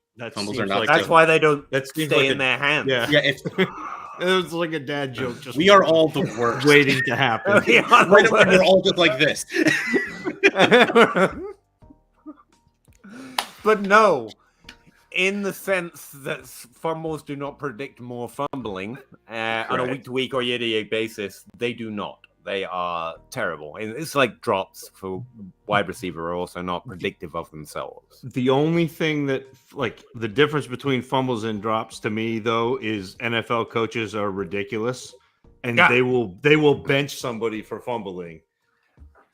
Drops, they're just like, oh, get the next one. But they will. I'm a Pats fan. I've watched Belichick just doghouse guys. Oh yeah. Like, okay, you see over there, that's Siberia. You go stand there for the next 2 quarters. Like, so you said you had something to do with that production. You are never playing for this team again. I literally remember him doing that. No. KB, how you doing, man? Is it smart to target Lamb after this week? I don't know if it's smart. I do think it's a good dynasty move, and it's one I tried. I sent offers to Lamb in all my leagues. So far, they're all rejected, but I do think it's something you should try. If you can get him slightly less than he was last week, do it. Yes, the answer is yes, because we're talking dynasty. Yes. Yeah. Smart or not, it's a dynasty move we'd recommend. Yeah. Robert Holland. People was letting Saquon fall to the 5-6. It was kind of crazy this offseason. We are not the way everyone. The fact they held CMC but let Saquon. Like I don't know. I don't even draft running backs, and like I would have drafted Saquon before the 5th or 6th. I drafted so much Saquon. Like I have so little T. I have so many 0 RB best ball teams. I have so much Saquon. Like it's kind of crazy. Kind of wish I had more, clearly. But again, week 2, he'll get hurt, and everyone will be like, see, it's running back. But yeah, I mean, I still will think it would have been crazy to have faded in that far. Antonio Gibsona, otherwise known as Joe, quote saying, "You're just going to have to eat this one, Joe to Gibby haters." I appreciate that. I appreciate the energy involved there. And we're so far behind, by the way. 38 minutes to be exact. Fantasy Condo, T. Higgins or Michael Pittman? That's a good question. Okay. I got offered Good with both. T. Higgins for Michael Pittman and Brandon Ayuk. And I stared at this screen because clearly I have bias. But I also really do like Michael Pittman. No. And am I giving up Michael Pittman right now? Plus Ayuk, who I think is going to be good enough this season to go get T. Higgins. Higgins is hurt, right? He's in the concussion. Yeah. Okay. They said he's progressing well, but it's the next. Yeah. They're not going to have an answer for another day or two. But to me, this is a perfect. Like very few players are 1-to-1, and both of these guys should be really high valued in Dynasty. They're very good, but probably not quite that upside. That's like there's a tier above them, which is also a very rare tier. They are very rare tier in themselves. I think these are both plus swings it for me. Wide receiver, like what, like 6 to 9-ish at this point, not like Yeah. 6 to 10. Yeah.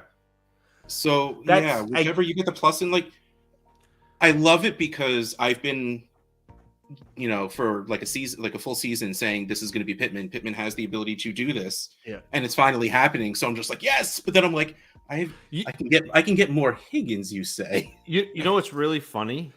It's any plus. Even like I could start Pittman next week. I can't start Higgins. That's enough of a plus. This is good value. my Pittman write-up. Go for it. Because everybody was so excited about Higgins in that rookie draft, my Pittman write-up was the allure of Pittman is both his ability to secure catches and create yards. It's also the silence surrounding him within the community. Pittman's skill set is, I said, a better version of what T. Higgins is, but we'll let that slide. But a similar version of what T. Higgins plays with, without that Clemson price tag. Well, now they're basically doing a similar thing, which is kind of fun. Oh, I had them right next to each other. Higgins 201, Pittman 202. Like, I'm with you completely, except for that part where you said better than Higgins. I kind of respect you a little less. I appreciate that. I wish I never knew that about you. I knew I should have highlighted him more when he was on that top 12 list, but also like Smith was, and the younger guys were there, frankly. And so I blanked on it, to be honest, but he was always in the table, always in the data. Like, he's good. Came myself again. That sucks. Jake Stevens, Terry McLaurin, or Jameson Williams, who's just a null value this year. Williams, I guess. I still would rather have McLaurin, but it's close. He's got more potential to increase his value from now. I think Williams has more potential to increase the value. Really? Because you haven't seen Williams yet. Well, that's why I'm in this season. What's up with Williams at this point? Is he coming back this season? I don't think we know. It was a knee injury, right? So I don't know. He's out for the year, I'm pretty sure. I haven't checked. Well, but they also said James Robinson was not going to play again until next year too, and he started and had 2 touchdowns. Like, I mean, I hate this. I always feel bad giving this advice, but wait. Terry McLaurin going to score points, and then when you get closer to the playoff push, you'll get a better deal for someone scoring points. Jameson Williams isn't enough to make us want to do it. Yeah, I mean, it's fine, but probably find something better or wait. See, I want a second on top of Jameson Williams to get rid of McLaurin, and I know that's not realistic. The other piece too is if you're trying to like get either a 23 first or get something up from McLaurin, throw in a second.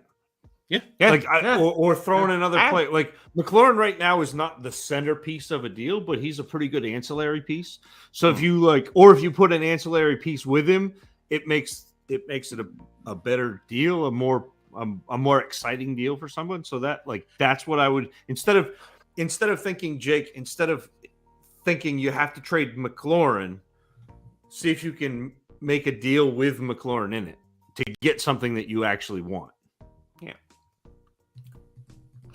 Any nerves about Gibby with B. Robinson returning? I think if he continues to play like he has, he'll probably retain that job. I know that Brian Robinson was a thing in the preseason, and I think Brian Robinson is a very good running back. Gibson had 14 carries. He had 8 targets and did really well with them. Mm-hmm. Yeah, nothing to add. I mean, Joe also thinks that roles are probably different. It's not. You know, it's the scary thing to me is McKissick only had 3 targets. Like, Gibson had the McKissick role, which makes me sad. Joe tried to tell us. J.D. McKissick RB2? Sorry. His very preseason hype got crazy. In my opinion, it was worse than it is most years. The level of preseason take this year, but you got to be loud. You got to be bold. You got to be bad. Something like that. trying to get out of their conversation, but they're having a really good one. Are we buying Lamb low? If we can, we are. Yes. Yes. Yep. Heard Joe does carjacking on this.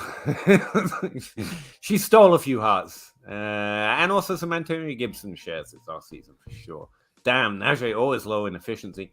After last year, it's going to take a while for that to bounce up. But, I mean... high in volume, which is what matters. It's all you really care about. What running backs would you rank one spot above and below Najee currently in Dynasty? I don't have my Dynasty ranks, but I had CMC, Barkley, then Najee. Those are my three. So it was Barkley just above him, and below him, probably Swift. Yeah, I was gonna say like the Swift and Javonte. Like put Najee with like Swift and Javonte and pick your poison. You'd have to check my ranks to see if I'm being, but that's what I remember of them. That's why I'll reorder them too before you look. I think the implication, by the way, was that Joe was the one carjacking Brian Robinson. Oh, in which case, no, fuck that. No. Fuck that energy.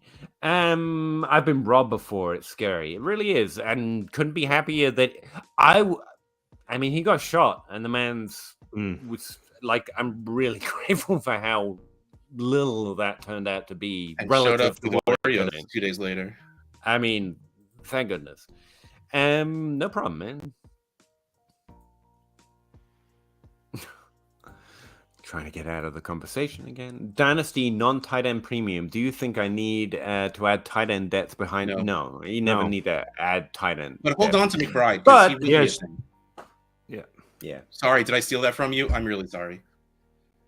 It's fine. It's fine. I get so few things, Russ.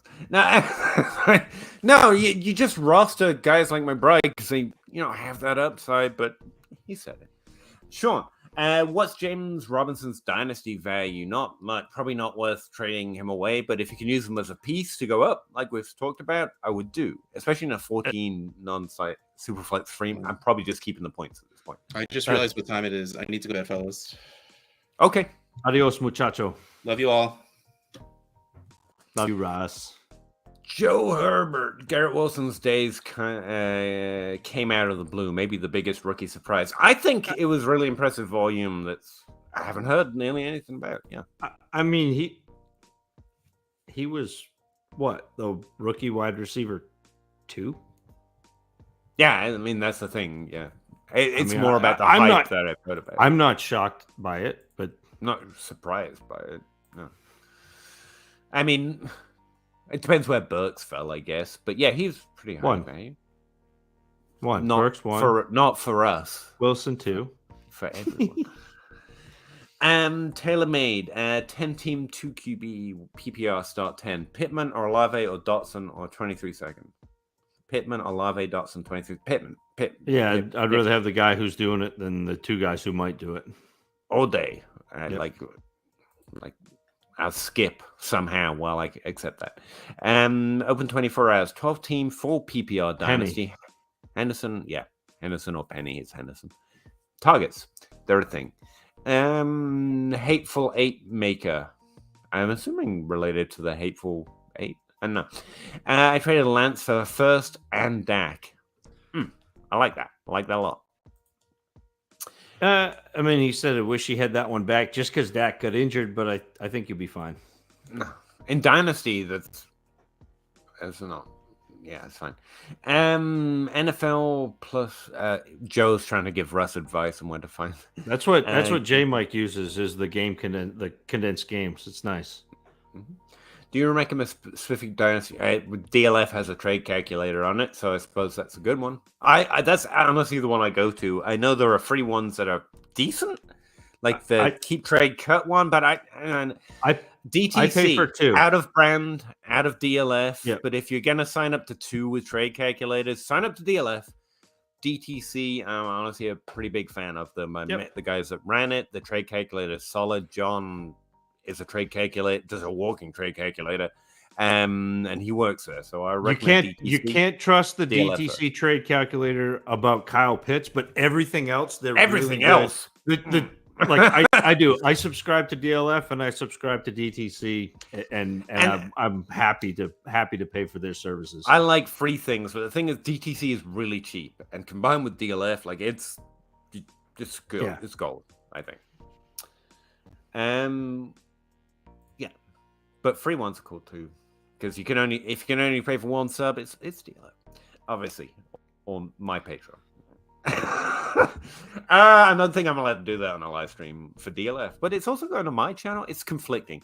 Antonio Gibsona, there's a German sports station that shows 3 free games which are typically out of the market. Nice. Defenses will target you and make an effort to chop ball. If you're a running back, I'm assuming. Yep. Yep. 12 teams who flex PPR Dynasty. Lamb or Pittman in a 23-second. Lamb. It's Lamb for me, and that makes it sound like I'm not valuing Pittman, but that's where I'm at. Yeah, I think it's still Lamb, but it's close. Like you could lose. You're gonna get the points this year with Pittman, but you could lose that one by the end of the year. Like Lamb could, like Pittman and Lamb could do the strangers in the night thing by the end of the year in terms of value, for sure. But I still think it's sad if I don't get the Lamb side, just in case this is a done trade. Like you're good if you get Pittman, but I side Lamb. I like taking my shots. You know, yeah. I see more upside there. Joe says bye, Russ. Sonny Michel or Joshua Kelly? It's probably Kelly, but Jamal Williams. I don't know. Maybe Sony. I don't know. I don't know, Joe. I want it to be Sony because I thought Sony was really good coming out, but he's just been average. It's probably Kelly. But I think Kelly's average too. I don't think that you're going to be happy with either of them. No, it's Jamal Williams. That's what I mean. Like that's the running back in that class. I want that, not that class. You know what I mean? Yeah. Open 24 hours. Cam Akers or James Robinson? Rojo in a third. Okay. Rojo in a third means nothing, so this is straight up. Man, it's probably the value says Akers, but I would rather have James Robinson because I'm going to. That's what I was going to say. Like I want James Robinson. Akers should win in value, and I don't care. That's probably where I'm at. Like, yeah. James Robinson, Seapoy, dude, looked way better than Akers did. I would not know. Sean, should I trade James Robinson and Ertz for an extremely late first? Yeah, I mean, in Dynasty, that's probably a value. Yeah. Yep. I think that's a good way to get out of it with a win. Yeah. Is that the end? Yeah. We're at the end. Yeah, I don't know how, but we very quickly, unexpectedly reached the end of the comments. But thanks, guys. That was fun.